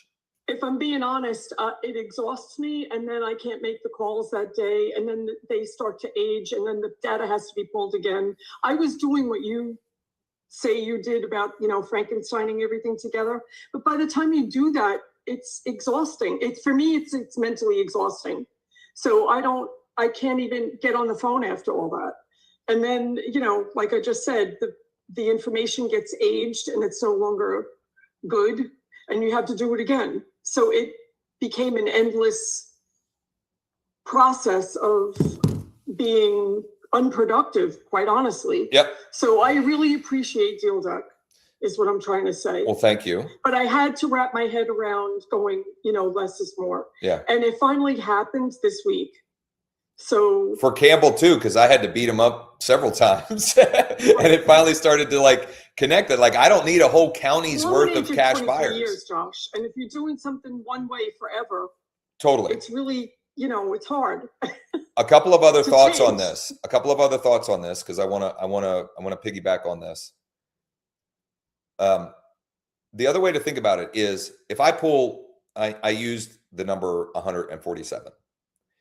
Even if I get over the overwhelm and I actually do the outreach, it's like going to the gym for the first time in years and you work out for 3 hours.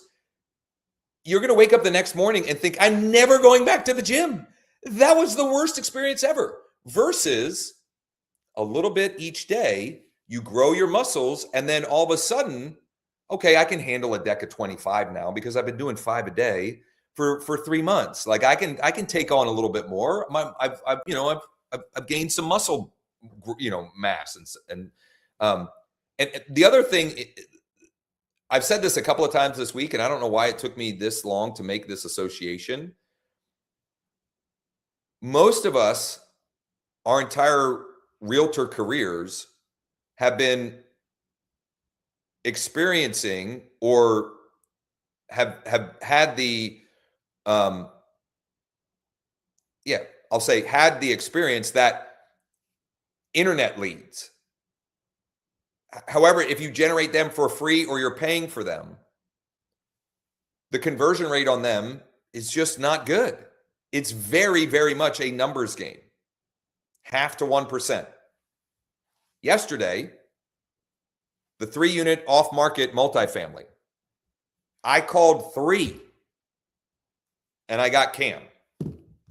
It doesn't always happen that way because Dana on the DealSprint, she called 10 and didn't, she didn't have the same kind of progress.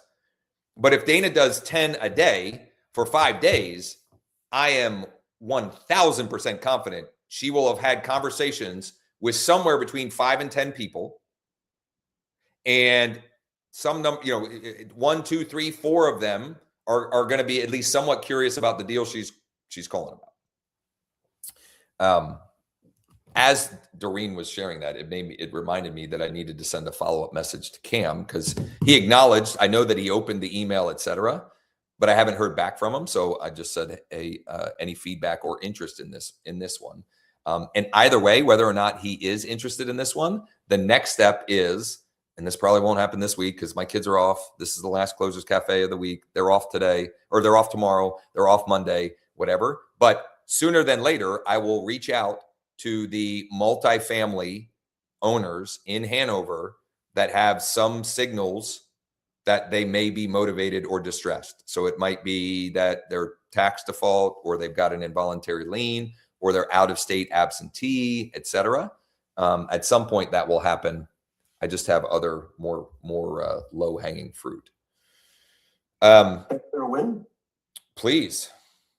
So yesterday I was part of that challenge too. I had to get on the phone with Joan and find out some more info on that triplex, but I used that as bait. I went through my 10 cash buyers and got 2 of them on the phone. So started some conversations. So you were reaching out on a 3-unit? A 3-unit. But you pulled the cash buyers? I did. Then I'm like, wait, well, I shouldn't be doing cash buyers. I should do multifamily. Well, shouldn't or whatever. There's conversations. Yeah, crossover. It's conversations. not as Yeah, targeted, right? sure. Yeah. It dawned on me like, oh, what am I doing? Okay. But just the process of going through this, it's like, oh, okay. Now I know how to get into the app, and you just got to do it and get those reps in. So 0 to 1 is the hardest of anything always. Yep. Using something for the first time always is the hardest. And then it the sooner you create the habit of it, the easier it becomes. And then eventually it works its way into your kind of normal operating procedure. So I still have, and obviously folks, if you've got appointments or whatever, please get to dollar producing activities or follow along and do some of the work as we go together. But early when I went live, I pulled a deck that is active landlord buyers for the townhouse that I just went live with. And the reason why, oh, perfect, actually. Yep, I totally get that, period. You will be at the top of my list if or when we come across any others that might be worth checking out, period. Thanks for taking a look and giving us feedback on it. So that was Cam. Hey, Siri, remind me next Tuesday morning at 10:15 a.m. to reach out to multifamily sellers in Hanover.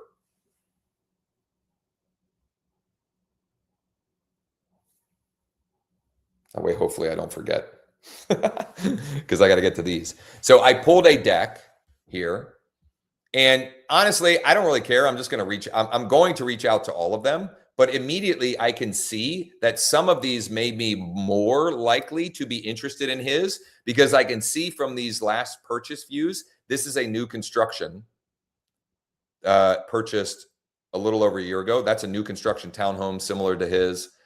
This is a not as new, but still newer construction townhome. So I can see immediately that there are a few in here that might be interested. So I'm going to go to my scripts and I'm going to say for so-and-so, RE turnkey rental property in Mechanicsburg Legacy Park.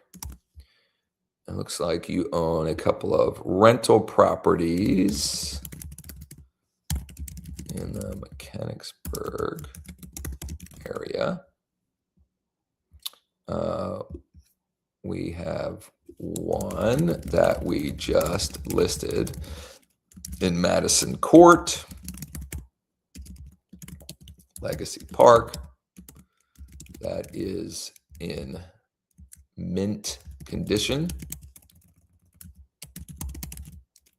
and ready for a tenant. Whatever. Let me know either way.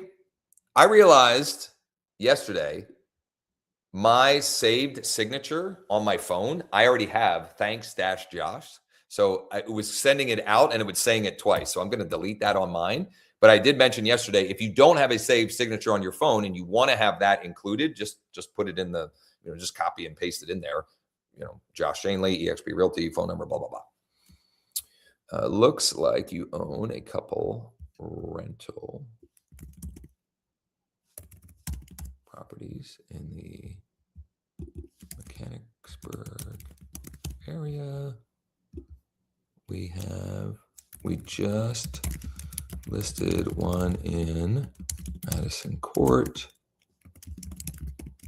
that is in mint condition and tenant ready. And before I save this, I'm actually going to add this to these examples because I don't know that I have. So I'm going to say active landlord buyer.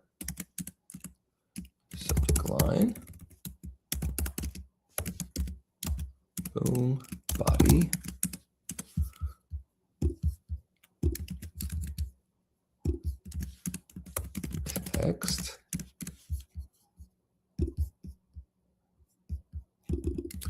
And I'm going to see, I don't know if I'm going to set a timer. Maybe somebody will set a timer. I'm going to see how quickly I can get through a number of these. And because of the time and how long it has taken me to get to this point, for now, I am just going to email and text. Normally, if I'm doing a session like this, I would also call. Oh, shoot, I forgot. You got to remember to do this. And I forget all the time. You got to remember when you edit these to Roll on the bottom and say, save.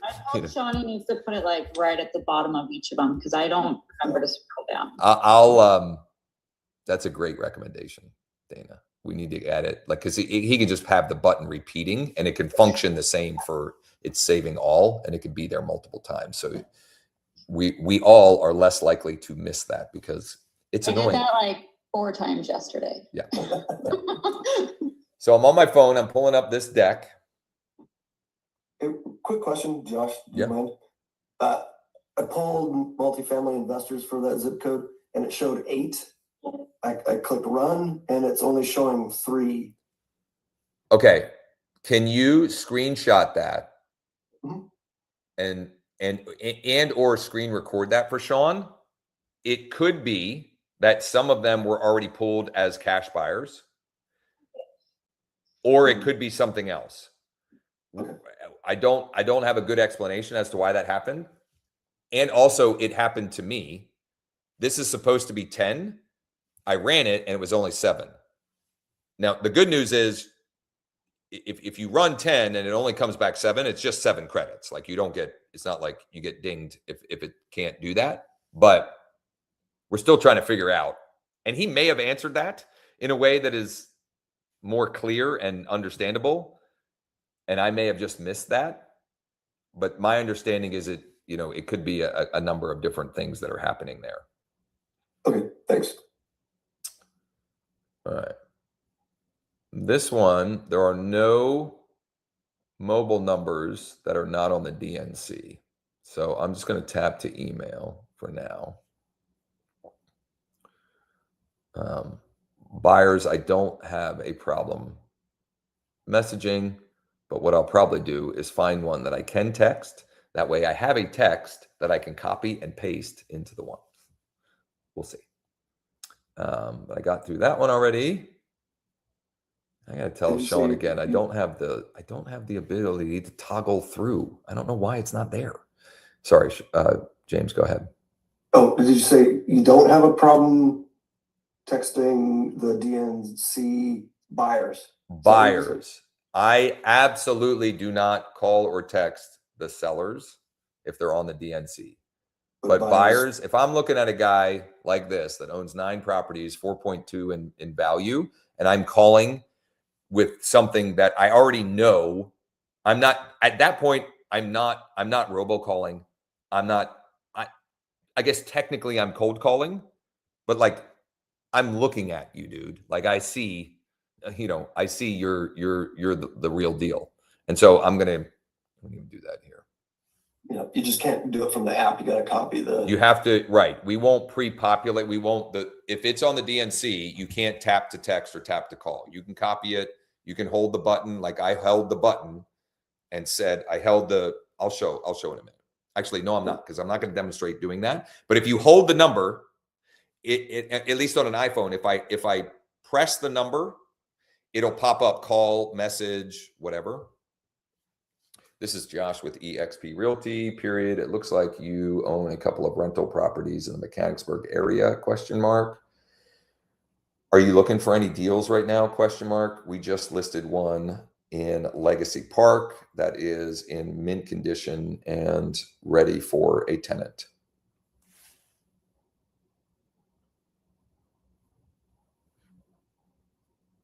And then I said that the arrow wasn't there, and then it was there. So I don't know how he did that. But like this one, 21 properties owned, 6.8 million in value. And I've got a bunch of mobile numbers that are good. So I'm gonna text all of them. Only one of them is him.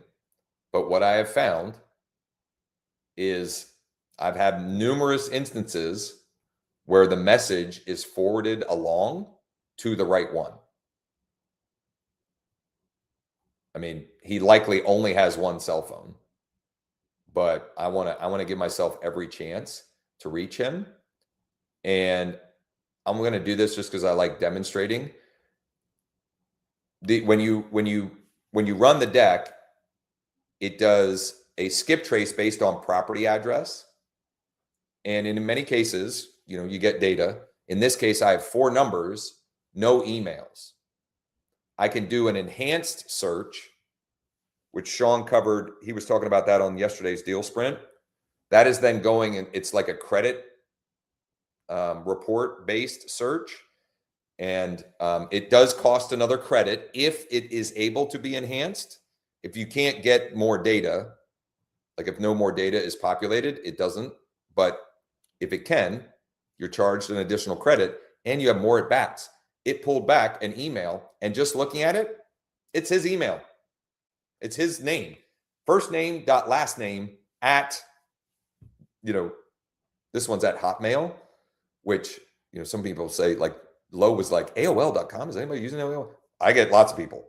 And my wife, I give her a hard time all the time. Pam, she still is using a Yahoo. I was like, all the time. I'm like, can you just join Gmail?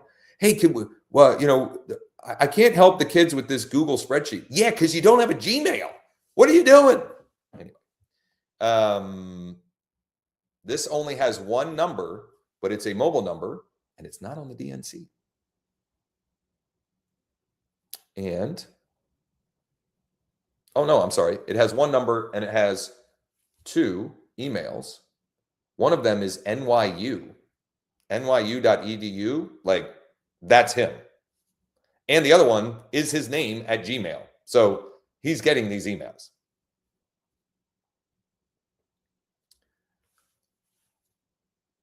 Let's see here. This one has 2 phones and 2 emails.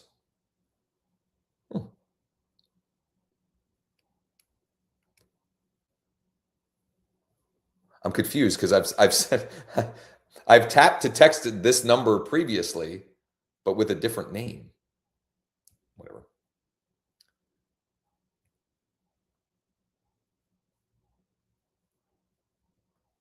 All right. I'm through 5. Let's see here, Charles M.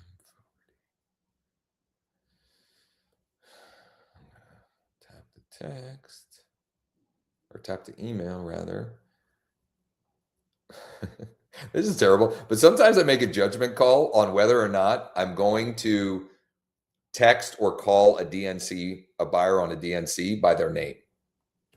I'm just saying, like my brain, I can't help it. Like my brain, this guy, I'm thinking, I don't know, he might be grumpy, but I like grumpy. So I don't care. Like I used to be like, why is everybody grumpy? Now I'm like, I just give grumpy back. And then they're like, all right, you're one of us, So, hey, Charles, this is Josh with eXp Realty, period. Looks like you own a couple of rental properties in the Mechanicsburg area, period. Are you looking for any other deals or properties to add to your portfolio right now? Question mark. We just listed one in Legacy Park that is in mint condition and ready for a tenant.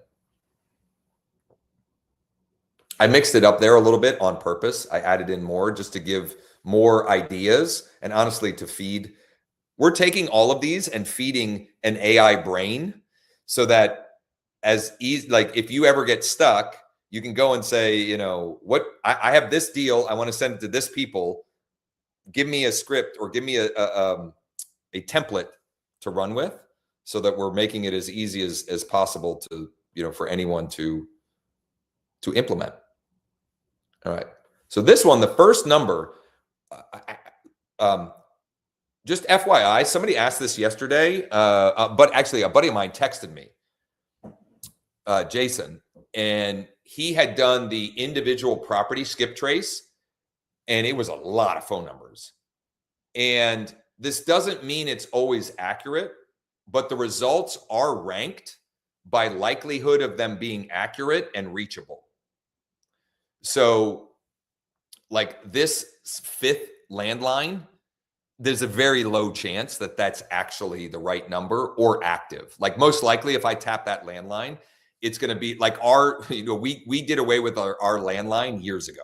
It was a VoIP number. So like it probably still shows up. If you skip trace me, it's probably at the bottom of the list and it's not going to go anywhere.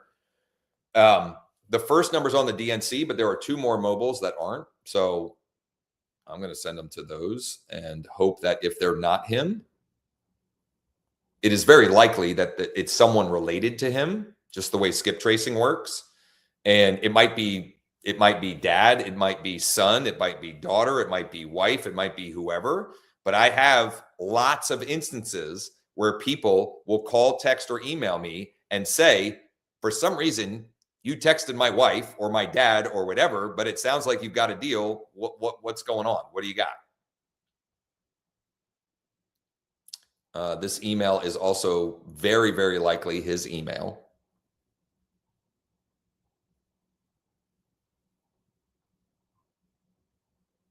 Now, I keep saying now. I'm trying to follow my own advice and eliminate the use of useless words. I say now, so, and like so many times. I'm getting better at and but I still got to eliminate now and so and like. So hopefully stating that publicly, I'll get better at it. I'm going to run the next 10. This is like the 3rd time ever I've run more than 10 on a buyer deck. On seller decks, you got to work through more data to find the hand raisers. The point I want to make while I do that is, in this example, I'm doing this work for my client. You better be darn well sure I'm going to let him know as well. And he's already my client. And also, this is actually a good opportunity for me to weave this in. Yesterday, Valerie Wilkes, she recently joined our EXP organization. She used to be in Georgia. They recently moved to Gulf Shores, Alabama. So she's essentially starting from scratch. And one of the things that she is doing to spike some activity is reaching out to for sale by owners. We did that on Monday. She has 4 appointments with for sale by owners tomorrow. And she was asking some very good questions, which made me think a couple of things. Number one, I need to better outline and document what to do that has worked for me. Okay. It would just be what's worked for me, meaning she used a script. She used a different text script than I used Monday. She used one that I shared in the 5 weeks to 5 listings challenge, which if you're a Founders Club member, if it's not already in the get started, it'll be there soon. It was very the challenge was wonderful, and some people got some crazy results. But then it was all of these different recordings and documents or whatever. So we're organizing all in a way that's more easily consumable with infographic and summary and so forth. She used the FSBO script that I shared there, which is, and I'm going to botch it, but it's something along the lines of, hi, Janita, this is Josh with eXp Realty.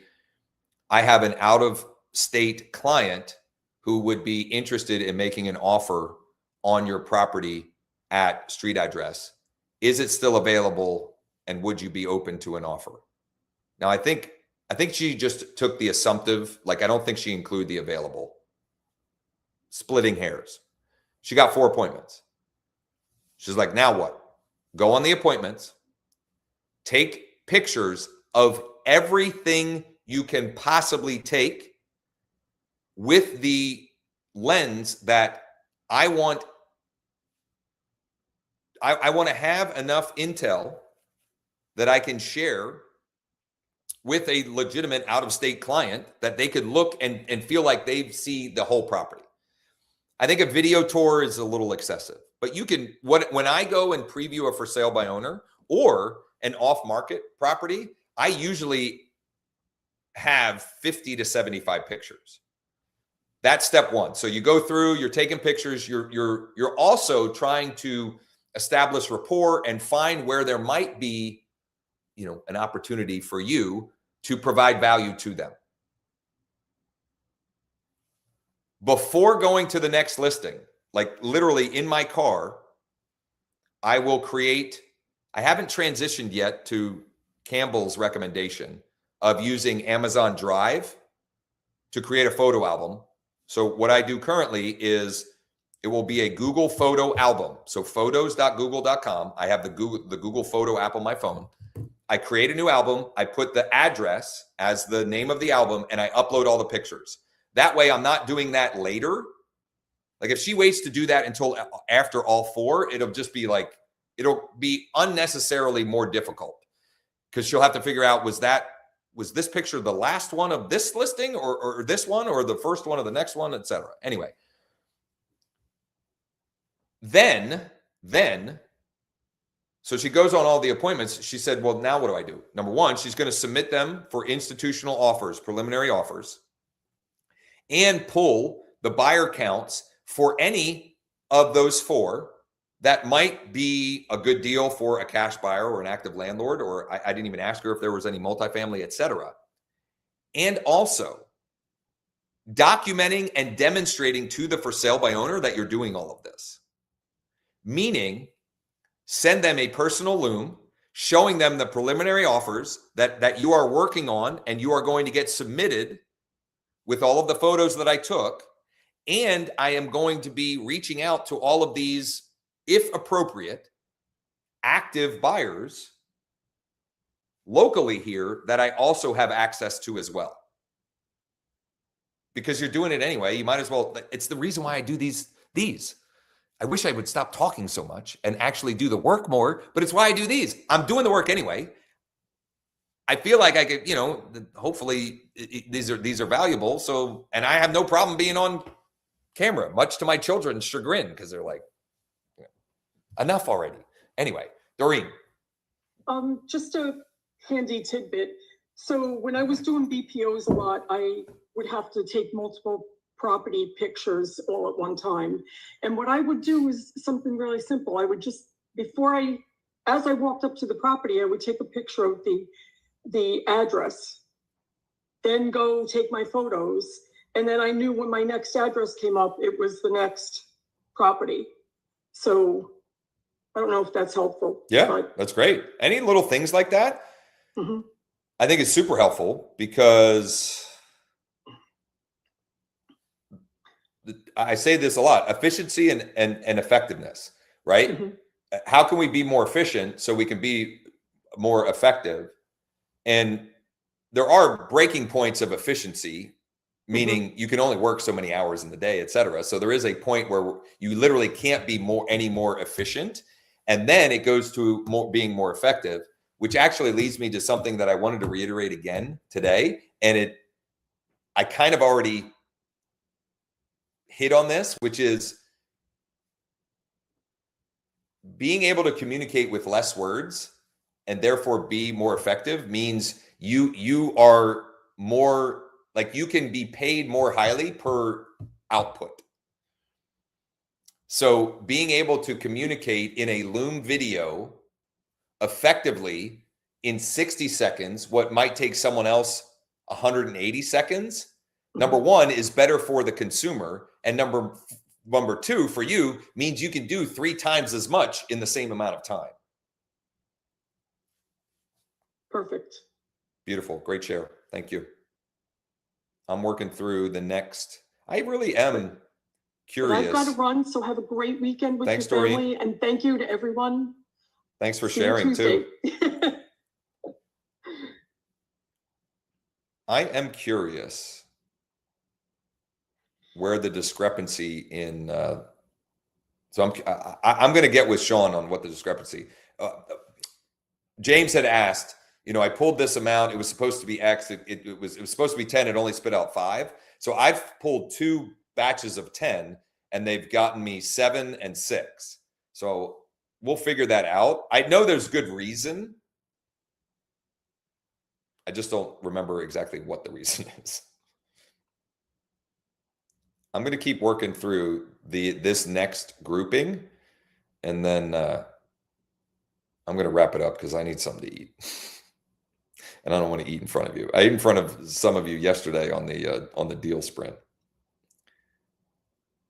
Here's what I'm certain of. I have no idea if this work will actually help me sell John's listing. But 2 things I'm certain of. It gives me a way to demonstrate, regardless of whether or not we get an acceptable offer over the next 3 days, that I've done work on your behalf. It is not because I'm not doing everything I possibly can, number 1. And number 2, at least one of these are going to be interested in doing something.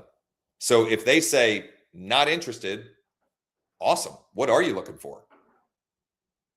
Because the one I'm texting right now, he has 26 properties. I guarantee there's at least one that he doesn't want or that is driving him nuts. So I'll use Sean's script, the same one that Campbell used yesterday. Do you have any in your portfolio that you really wish you didn't have right now? And I'll also ask, what are you looking for? What types of properties are you more looking for? And I say that particularly with this listing because it's a newer townhome. And so it is for an investor that is more interested in appreciation and low maintenance than this guy's last purchase. It was clearly a fixer-upper ranch house. He's probably not interested in my deal, but I don't care because he'll say, I'm not interested in that. And I'll say, well, what are you looking for?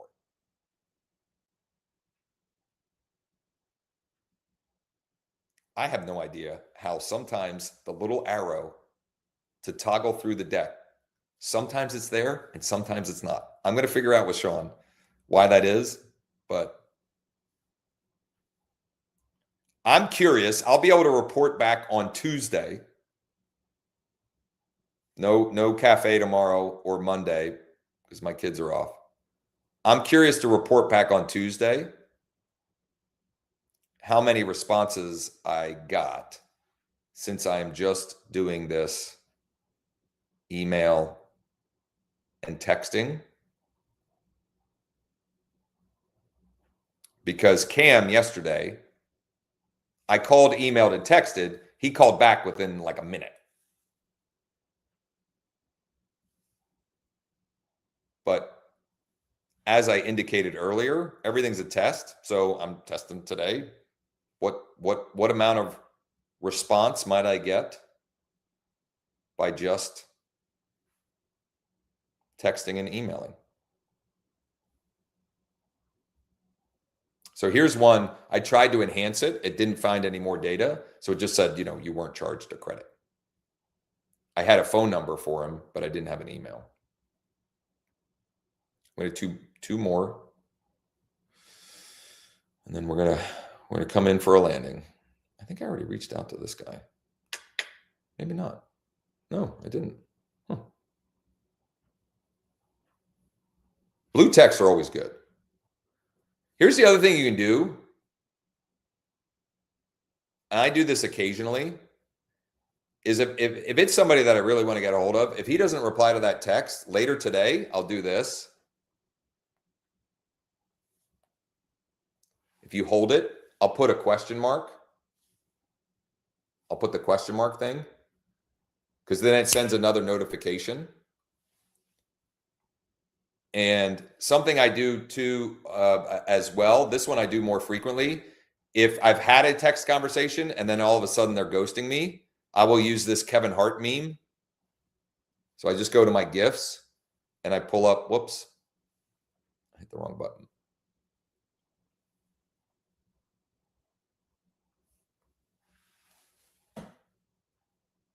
I'll just do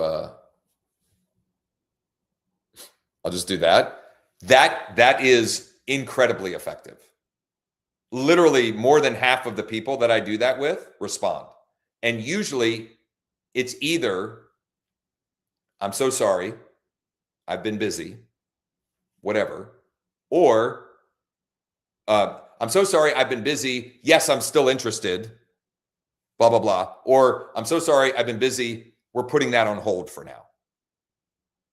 Very rarely is it anything other than, one of those two. And all I'm trying to do is get some sort of response, some sort of yes, no, maybe so. What's going on?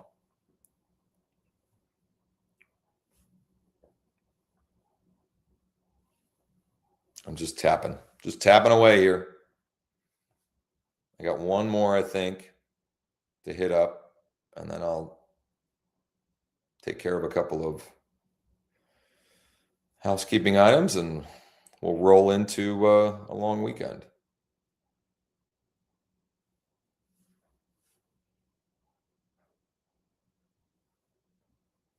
See, this one is definitely not. This one, it's saying James. I should correct this. This is clearly Vanessa. In fact, I'm going to. No, you know what? Yeah. I am going to change it to Vanessa because I can clearly see. And Vanessa there was two names on it. It was James and Vanessa. But it took me seconds to change that. It might have been the daughter. The mom was Sheila, but the name, or Sherry rather, but the name, whatever, doesn't matter. It takes seconds since the message is pre-populated. Okay, so a couple of Bill, perfect jumping off point to wrap this up. Yesterday's DealSprint was recorded, and eventually, if not already, we're going to find out together. Whoop, not Springs. There we go. Yeah, it's there. I don't know why we're featuring DealSprint 1, but whatever. If you go to leaddeck.ai/sprint, you can watch either last week's with Stephanie or yesterday's with Campbell, James, and Dana. And I'm intending to make this just pretty much a recurring theme because I like them and they're fun. And I think I maybe have one volunteer for next week, but if somebody else wants to volunteer, I'm happy to do it. And if we don't have volunteers, I will end up doing them.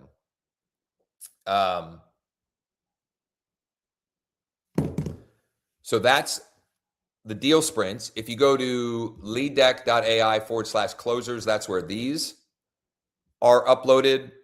Today's will be in there later today, tomorrow morning at the latest, with all of the resources. There were a number of them shared today.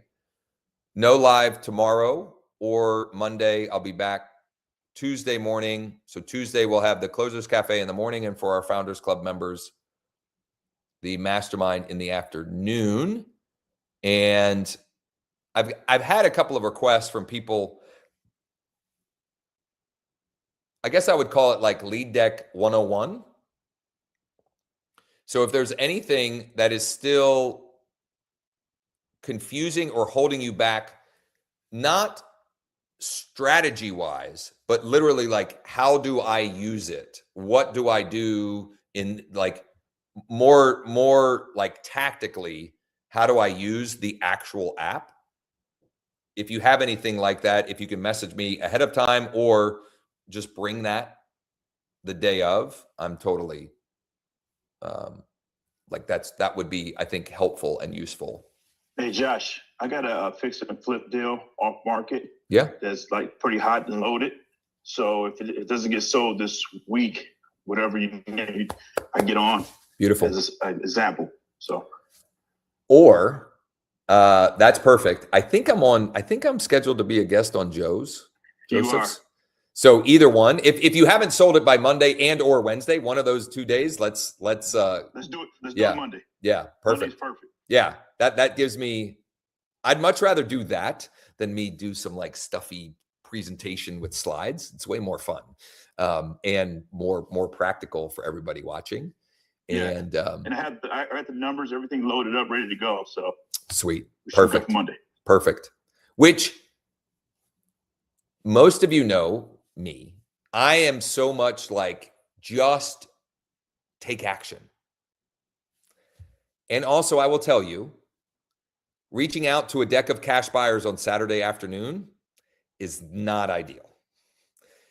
They're like us. They want to hang out with their family or they've got parties, etc. So in a perfect world, when you're reaching out to the active investor buyers, Monday through Thursday is ideal. I have had success on Friday mornings, but just know that they are like most other people. From Friday noon on, they're like, it's the weekend, you know, like, and they're just way less responsive. And even if they do respond, they're much less likely to be open and like in that kind of deal mode, right? Because they're thinking about, you know, where do I got to run the kids this weekend, or what, you know, what sort of social events or whatever the case may be. Again, if that's your only block of time, that is better than nothing. But we're going to have much more success with low if we reach out on Monday than if we did, you know, Saturday morning or Friday afternoon. Anyway, thank you all. Great motivation today. I appreciate it. Absolutely. Yeah. Thanks, Josh. Thanks Appreciate all. you. Yeah, of course. All I right. appreciate it. Have a good weekend and hopefully see everybody back Tuesday morning. Absolutely. Thank you. Thanks.